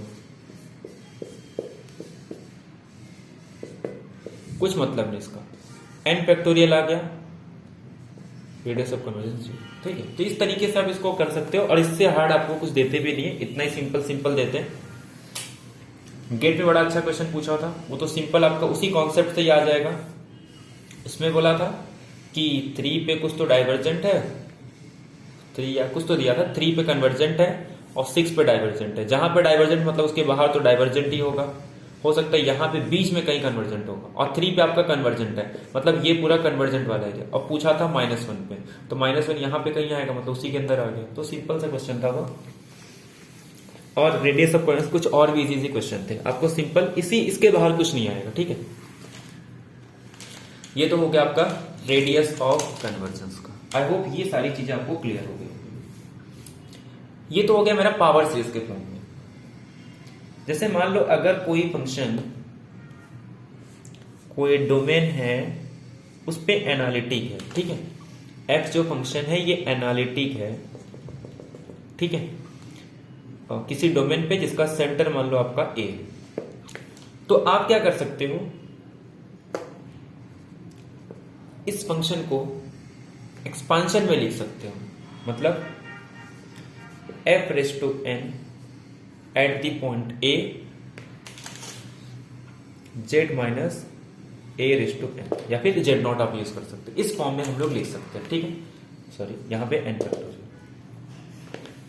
अगर कोई फंक्शन एनालिटिक है, ठीक है, किसी मतलब एक ऐसे डोमेन पे जिसका सेंटर आपका a हो, ठीक है, तो मैं सिंपल अगर सर्कल लेंगे, सपोज एक सर्कल है जिसका सेंटर a है, इस सर्कल पे आपका मतलब कोई फंक्शन एनालिटिक है, ठीक है, और उसका सेंटर आपका a है, तो उस सेंटर पे मैं क्या कर सकता हूं, फंक्शन का एक्सपांशन लिख सकता हूं, जिसको बोलते हैं टेलर सीरीज एक्सपांशन। अब अगर ध्यान से देखो इस चीज को, तो ये f raise to n at the point a upon n factorial z minus a raise to n। अगर मैं इसको इस तरीके से लिखूं a n z minus a raise to n, तो a n की वैल्यू क्या आ गई, nth derivative at the point a upon n factorial. But इसकी वैल्यू तो हम लोग ऑलरेडी निकाल चुके थे ना। अगर इस n फैक्टोरियल को मैं यहां लेके आ जाऊं तो नीचे क्या था मेरे पास, 1 upon 2 pi i integration over circle c f of z upon z minus a raise to n plus 1 dz। तो ये आपकी an की वैल्यू आ जाती है, ठीक है। तो इसे कहा जाता है power series, sorry Taylor series expansion. ऐसे ही एक लॉरेंट सीरीज एक्सपांशन होता है, बट वो आपका लॉरेंट सीरीज निकालते कैसे उस पर क्वेश्चन नहीं आता, बट उसका यूज एप्लीकेशन बहुत है, क्योंकि जब हम लोग सिंगुलैरिटी डिफाइन करते हैं तो वहां पे उसके रेगुलर पार्ट और प्रिंसिपल पार्ट का यूज करते हैं। इसे कहा जाता है रेगुलर पार्ट। जो आपका एनालिटिक वाला पार्ट है उसको रेगुलर पार्ट कहते हैं, ठीक है। आपको टेलर सीरीज एक्सपांशन समझ में आ गया होगा। अब मान लो कोई फंक्शन आपका एक एनालस पे या फिर एक रिंग शेप का डोमेन है, इस डोमेन पे अगर आपका कोई फंक्शन एनालिटिक है, ठीक है, जिसमें ये छोटा वाला रेडियस r और एक बड़ा वाला रेडियस कैपिटल R, तो हम क्या करते हैं, फंक्शन को यहां पे हम लोग लॉरेंट सीरीज एक्सपांशन लिखते हैं। इससे पहले हम लोग टेलर सीरीज एक्सपांशन देखे थे। हम लोग क्या करते हैं कि अगर f ऑफ z इस रिंग शेप में, जिसको सिंपल एनालिस भी कहते हैं हम लोग, इसमें अगर आपका फंक्शन एनालिटिक है इस पूरे बाउंड्री पे और इस पूरे रिंग शेप के अंदर, तो हम लोग क्या करते हैं, f ऑफ z को दो पार्ट में ब्रेक कर देते हैं। किस तरीके से, a n z minus domain क्या लिया हम लोग ने a, ठीक है, इस to n plus summation b n z minus a raise to minus n, ठीक है। उस केस में a n क्या था मेरे पास, a n is equal to 1 upon 2 pi i, जो भी आपका C1 रहेगा यहाँ पे, मतलब ये C1 है, इस पे इस कर्व के अराउंड लेंगे और एक बार आपका इस कर्व के अराउंड लेंगे, और कौन से डायरेक्शन में, एंटी क्लॉक। तो जब मैं C1 के अराउंड निकालूंगा तो f of z upon z minus a raise to n plus 1 dz आएगा। ऐसे ही जो bn आता है सब कुछ ऐसे ही रहेगा, बट यहाँ पे ये जो z minus a raise to n plus 1 है, यहाँ पे माइनस n प्लस 1 आ जाता है। तो ये वाला जो पार्ट है निगेटिव वाला, यानी कि जो अपॉन में आते हैं हमारे पास, ठीक है, इस वाले पार्ट को हम लोग क्या कहते हैं, देखो ये तो आपका न्यूमरेटर में रहेगा, ये आपका डिनोमिनेटर में, तो इस पार्ट को हम लोग क्या कहते हैं, प्रिंसिपल पार्ट। प्रिंसिपल पार्ट में के कितने टर्म्स है, इसके बेसिस पे हम लोग फंक्शन की सिंगुलैरिटी को डिफाइन करते हैं। अगर प्रिंसिपल पार्ट में एक भी टर्म ना हो तो हम लोग कहते हैं फंक्शन हमारा, सुनो फंक्शन नहीं सिंगुलैरिटी बात कर ना, अगर इस प्रिंसिपल पार्ट में एक भी टर्म ना हो तो हम लोग कहते हैं कि वो जो सिंगुलैरिटी होगी ए को हम लोग क्या बोलेंगे, वो रिमूवेबल सिंगुलैरिटी। अगर इसके पास कुछ फाइनाइट टर्म्स हो तो हम लोग कहेंगे कि इसके पास पोल है, कितने ऑर्डर का, जितने नंबर ऑफ टर्म्स होंगे, ठीक है। अगर मान लो इसमें इनफाइनाइट टर्म्स हो तो हम लोग कहते हैं एसेंशियल सिंगुलैरिटी होगी। आगे हम लोग सिंगुलैरिटी डिफाइन करेंगे, बट पहले आपको ये, आई होप आपको ये समझ में आ गया होगा, ठीक है। सिंगुलैरिटी से पहले एक्चुअली हम लोग जीरोस पढ़ते हैं, उसके बाद सिंगुलैरिटी पे आते हैं। इसके अलावा सिंगुलैरिटी बाद में डिस्कस करते हैं, पहले जीरोस। तो ये सिंपल मुझे टेलर सीरीज एक्सपांशन बताना था और लॉरेंट सीरीज ताकि आगे जब हम रेसिड्यू डिफाइन करेंगे इन टर्म्स ऑफ लॉरेंट्ज तो आपको समझ में आना चाहिए। ठीक है, अब थोड़ा ध्यान दो। जीरोस ऑफ फंक्शन, एक्चुअली हम एनालिटिक फंक्शन के बारे में फोकस करेंगे। ठीक है, जीरोस ऑफ एनालिटिक फंक्शन, यहां से एक बहुत इंपॉर्टेंट थ्योरम निकल के आता है जिसका नाम है आइडेंटिटी थ्योरम, और आपको इससे रिलेटेड बहुत सारे क्वेश्चन देखने को मिलेंगे। ठीक है, नेट में भरपूर क्वेश्चन है आपको आइडेंटिटी थ्योरम पे। कुछ क्वेश्चन को हम लोग डिस्कस करेंगे और किस टाइप से क्वेश्चन आपको पूछते हैं नेट में वो सब हम डिस्कस करेंगे। कुछ है नहीं, सिंपल जीरोस पे है, 2 मिनट का कॉन्सेप्ट है ये, ज्यादा कुछ है नहीं इसमें। आपको बस इतना याद रखना है, 2 टाइप के जीरोस होते हैं। एक होता है आपका आइसोलेटेड, एक होता है आपका नॉन आइसोलेटेड। कोरोना के टाइम पे आपको आइसोलेटेड का मतलब बहुत अच्छे से पता चल गया होगा कि आइसोलेट करना, कि जीरोस को हम कब आइसोलेटेड बोलेंगे और कब जीरो को नॉन आइसोलेटेड बोलेंगे। हमने रियल में ऑलरेडी पढ़ चुके हम लोग कि आइसोलेटेड पॉइंट किसको बोलते हैं, लिमिट पॉइंट किसको बोलते हैं। लिमिट पॉइंट क्या होता है कि उस पॉइंट के अराउंड जब नेबरहुड ड्रॉ करोगे तो उस सेट के बहुत सारे पॉइंट आते हैं, इनफाइनाइट पॉइंट आते हैं इनफैक्ट। ठीक है, तो हम लोग उसको एल को लिमिट पॉइंट बोलते हैं उस सेट का। किसी सेट के लिमिट पॉइंट को कब बिलोंग करेगा, जब उस पॉइंट के अराउंड आप नेबरहुड ड्रॉ करो उस मैट्रिक्स स्पेस के, तो इस सेट के कितने पॉइंट आने चाहिए, इनफाइनाइट पॉइंट आने चाहिए। जबकि आइसोलेट ऐसा नहीं होता। आइसोलेट क्या कहता है कि अगर जेड नॉट, ये अगर आइसोलेटेड पॉइंट है किसी सेट का, तो इस पॉइंट के अराउंड जब आप नेबरहुड ड्रॉ करोगे तो इस नेबरहुड में इस सेट का कोई दूसरा जीरो नहीं होगा। मतलब जैसे एफ ऑफ जेड में डिफाइन कर रहा हूं और जेड नॉट इस फंक्शन का क्या है, जीरो है। ठीक है, तो अब मैं इस नेबरहुड में अगर इस पॉइंट के अराउंड नेबरहुड ड्रॉ करूंगा तो एफ ऑफ जेड का कोई दूसरा जीरो इस नेबरहुड में नहीं आना चाहिए। मतलब मैं इस आइसोलेटेड पॉइंट को आइसोलेट कर रहा हूं, तो जितने भी जीरोस हैं मैंने उसको आइसोलेट कर दिया। ठीक है, मतलब आइसोलेट मतलब वो अपने अराउंड एक सर्कल ड्रॉ करेगा और उसमें वो एक लौता जीरो रहेगा, उसके साथ कोई और जीरो नहीं रह सकते, मतलब वो आइसोलेट हो गया। ठीक है, उसको बोलते हैं आइसोलेटेड पॉइंट। तो यही हमें डिस्कस करना है, यही एक्चुअल में आइडेंटिटी थ्योरम भी है। नॉन आइसोलेटेड मतलब कि उसकी कोई भी नेबरहुड ड्रॉ करो आपको दूसरे जीरो फंक्शन के मिल जाएंगे। स्टेटमेंट क्या है कि कोई एनालिटिक फंक्शन हो, नॉन कांस्टेंट एनालिटिक फंक्शन, ठीक है, तो उसके जीरोस हमेशा आइसोलेटेड होते हैं। अगर किसी एनालिटिक फंक्शन के पास मान लो अगर नॉन आइसोलेटेड जीरो है तो वो हमेशा जीरो फंक्शन होता है, कांस्टेंट भी नहीं, नॉन जीरो। ठीक है, तो कोई एक नॉन जीरो एनालिटिक फंक्शन के पास has a isolated zero. Actual में यही है हमारे पास आइडेंटिटी थ्योरम। ठीक है, एक्चुअल में आप बुक में पढ़ोगे तो आपको 2 अलग अलग थ्योरम है, सिंपल हम लोग इसको आइडेंटिटी बोलते हैं। एक होता है एक्चुअल में यूनिकनेस थ्योरम और एक होता है आइडेंटिटी थ्योरम। बट यहां पे सिंपली हम लोग आइडेंटिटी थ्योरम यूज करेंगे, बट 2 अलग अलग, यूनिकनेस थ्योरम, आइडेंटिटी थ्योरम। एक जीरोस के लिए डिस्कस करते हैं और एक फंक्शन के लिए। एक्चुअल में जीरो वाला तो बहुत कम यूज होता है, बट फंक्शन वाला बहुत यूज होता है क्या ये चीजें हम समझते हैं। मैंने क्या कहा कि अगर f एक एनालिटिक फंक्शन है, f कैसा फंक्शन है, एनालिटिक। जेड नॉट अगर ये जीरो है, किसका, f का, जेड नॉट अगर जीरो है तो ये जेड नॉट कैसा हो जाएगा, इज एन आइसोलेटेड पॉइंट। क्या हो जाएगा, ये आइसोलेटेड पॉइंट हो जाएगा। ठीक है, ये हमारे पास है कि एनालिटिक फंक्शन के जीरोस हमेशा एक आइसोलेटेड पॉइंट होते हैं। ठीक है, मतलब उसके अराउंड जब आप नेबरहुड ड्रॉ करोगे तो फंक्शन का कोई दूसरा जीरो नहीं होगा। ये सिंपल इसका मीनिंग होगा। और अगर मान लो हो गया तो फिर वो नॉन जीरो फंक्शन नहीं होगा, वो एक्चुअल में जीरो ही फंक्शन होगा, यानी कि आइडेंटिकली जीरो हो जाएगा। इसी को हम लोग कहते हैं आइडेंटिटी थ्योरम, कि अगर कोई फंक्शन एनालिटिक हो और उसके पास नॉन आइसोलेटेड जीरो हो, that means function is identically zero. This is called a identity theorem. ठीक है, इसी का यूज करके हम लोग एक थ्योरम डिफाइन करते हैं कि मान लो एक f है और एक g है। ठीक है, ये दोनों फंक्शन एक सेट पे इक्वल आ गए। ठीक है, कुछ सेट है, जैसे मान लो अगर मैंने 1/n n belongs to natural number, simple example ले रहे क्योंकि इसी टाइप के एग्जांपल आपको देखने।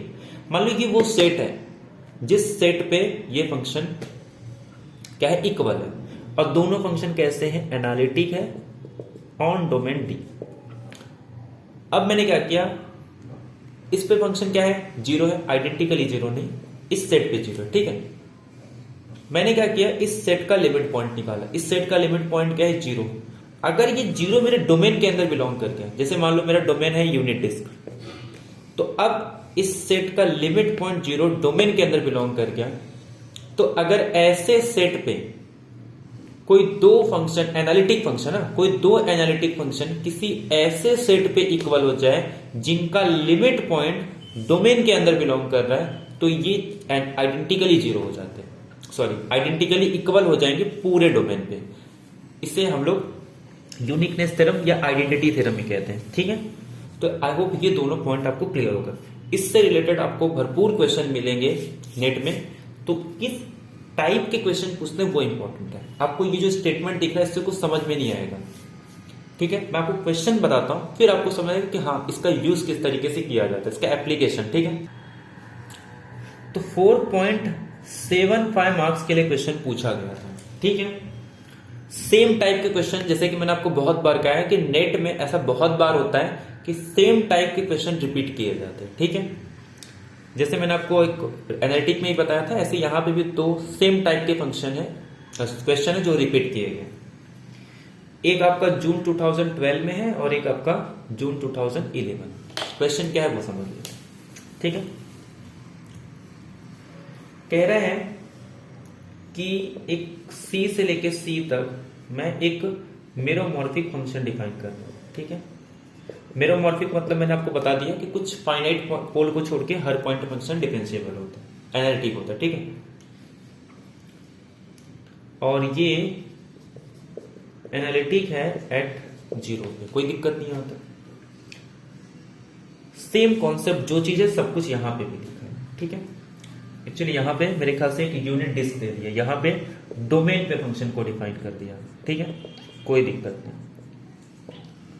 और D से लेके C तक एक मैप डिफाइन कर दिया। ठीक है, यहां पे फंक्शन को डिफाइन किया है 1/n is equal to n upon 2n+1। यहां पे डिफाइन किया है f of 1/n is equal to 2n upon 3n+1। Actually में होता क्या ध्यान दो, हम क्या करते हैं, एक नया फंक्शन डिफाइन करते हैं। ठीक है, नया फंक्शन कैसे डिफाइन करेंगे, देखो ये जो n 1/n है ना, इस 1/n को रिप्लेस कर दो z से। ठीक है, तो जब 1/n को z से रिप्लेस करोगे तो g of z function define करोगे आप।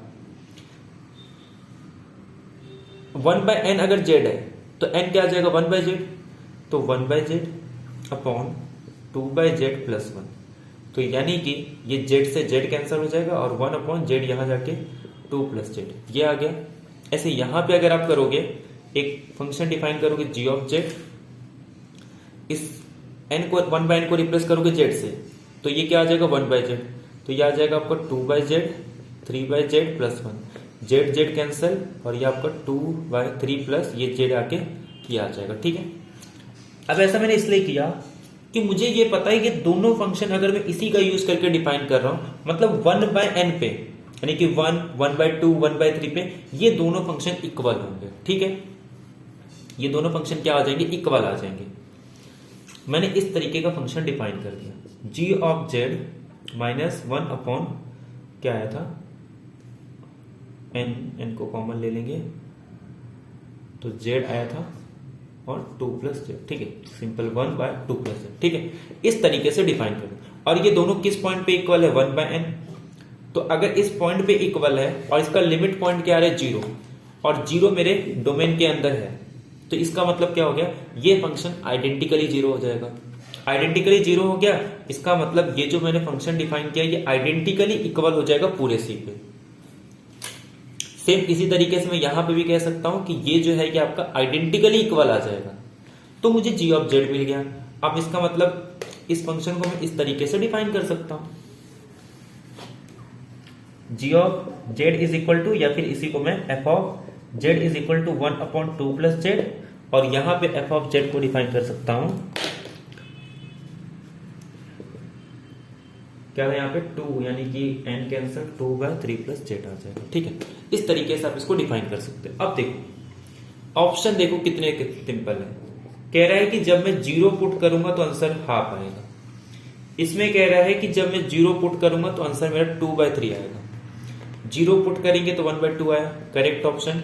0 पुट करेंगे 2/3, करेक्ट ऑप्शन। सेकेंड में कह रहा है कि इसके पास सिंपल पोल होगा at z is equal to -2, इसके पास सिंपल पोल होगा at z is equal to -3। सीधे सीधे यहां पे -2 पुट करूंगा तो पोल, यहां पे -3 करूंगा तो पोल, ये भी ऑप्शन करेक्ट। थर्ड में कह रहा है कि एफ ऑफ 2 पुट करने पे 1/4 आएगा, जबकि यहां पे कह रहा है कि जब मैं एफ ऑफ 3 पुट करूंगा तो 1/3 आएगा। आप यहां पे 2 पुट कर दोगे तो 1/4, यहां पे 3 पुट करोगे तो 3 + 3 6, 2/6 कितना आ जाएगा 1/3, ये भी कर। और लास्ट में कह रहा है ऐसा कोई मेरोमॉर्फिक फंक्शन एग्जिस्ट नहीं होगा, तो फोर्थ ऑप्शन आपका इन है।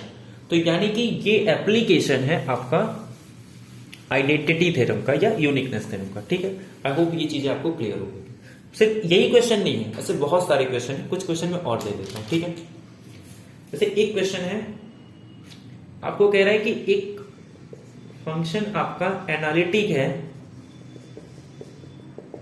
एनालिटिक फंक्शन जो कि डिफाइन हो रहा है यूनिट डिस्क पे, इसको एक्चुअली यूनिट डिस्क बोलते हैं, यूनिट डिस्क पे डिफाइन हो रहा है, तो एफ कांस्टेंट कब होगा? एक बात बताओ,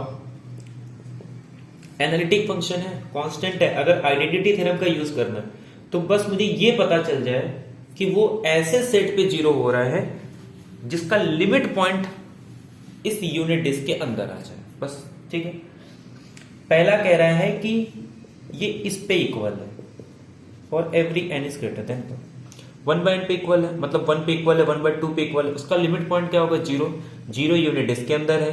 तो अगर ये ऐसे सेट पे 0 हो रहा है जिसका लिमिट पॉइंट डोमेन के अंदर आ गया और फंक्शन मेरा एनालिटिक भी है, तो ये तभी पॉसिबल हो सकता है जब फंक्शन आइडेंटिकली 0 हो, क्योंकि इसके सारे जीरोस कैसे हैं, कैसे होते सारे जीरोस के आइसोलेटेड होते हैं। लेकिन अगर इसका लिमिट पॉइंट डोमेन के अंदर बिलोंग कर रहा है, मतलब इसका एक जीरो ऐसा भी है जो लिमिट पॉइंट आ गया, तो ये चीजें, या फिर नॉन आइसोलेटेड, तो ये चीजें नहीं हो सकती।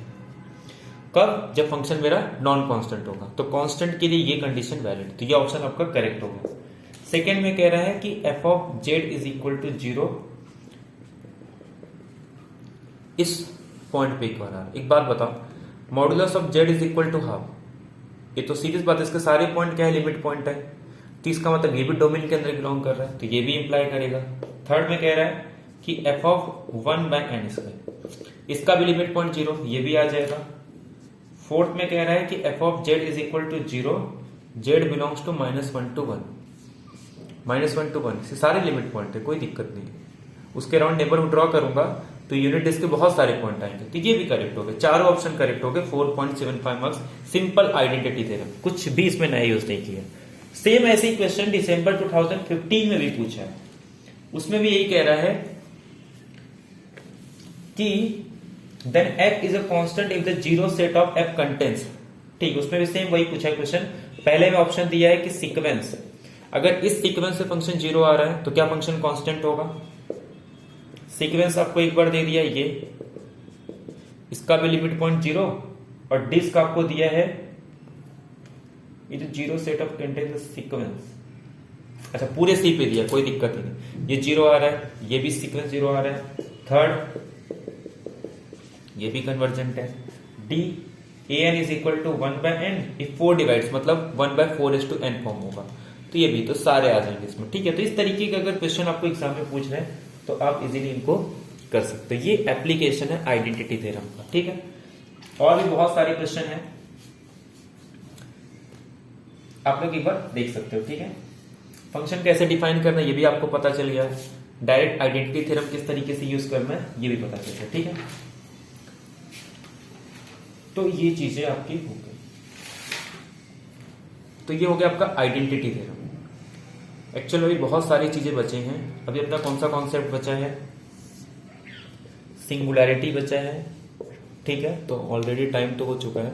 सिंगुलैरिटी बचा है, रेजिड्यू थ्योरम बचा है और इंपॉर्टेंट थ्योरम बचा है, ठीक है। तो एक वीडियो और लेके आएंगे, तो जो बाकी के बचे हुए थ्योरम है वो सारे हम उस वीडियो में डिस्कस कर देंगे। सिर्फ अकेला कॉम्प्लेक्स का नहीं होगा। एक काम करेंगे, एक वीडियो में कॉम्प्लेक्स प्लस लीनियर अलजेब्रा। तो जो बचे हुए थ्योरम्स है ना, जैसे कि मोबियस ट्रांसफॉर्मेशन के, residue theorem, singularity, Picard theorem तो हो चुका है।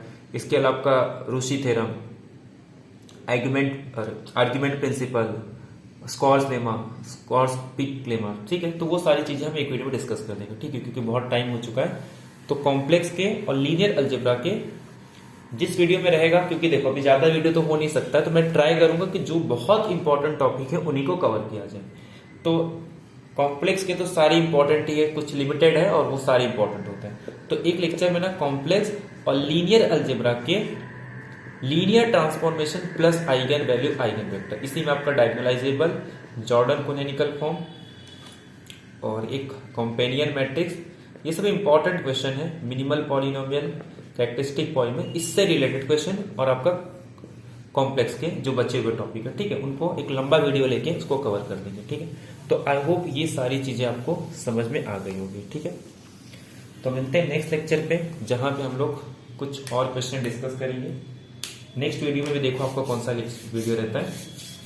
आई होप आपको यहाँ से बहुत सारी चीजें सीखने को मिलेगी। यहाँ से मान लो जितना हम लोग ने अभी तक किया है ना, यहाँ से आपके 2 to 3 क्वेश्चन इजीली बन जाएंगे। गारंटी कि 2 to 3 क्वेश्चन आपके इन्हीं टॉपिक से आएंगे, ठीक है। चलो फिर मिलते हैं नेक्स्ट लेक्चर में। Thank you very much, have a nice day.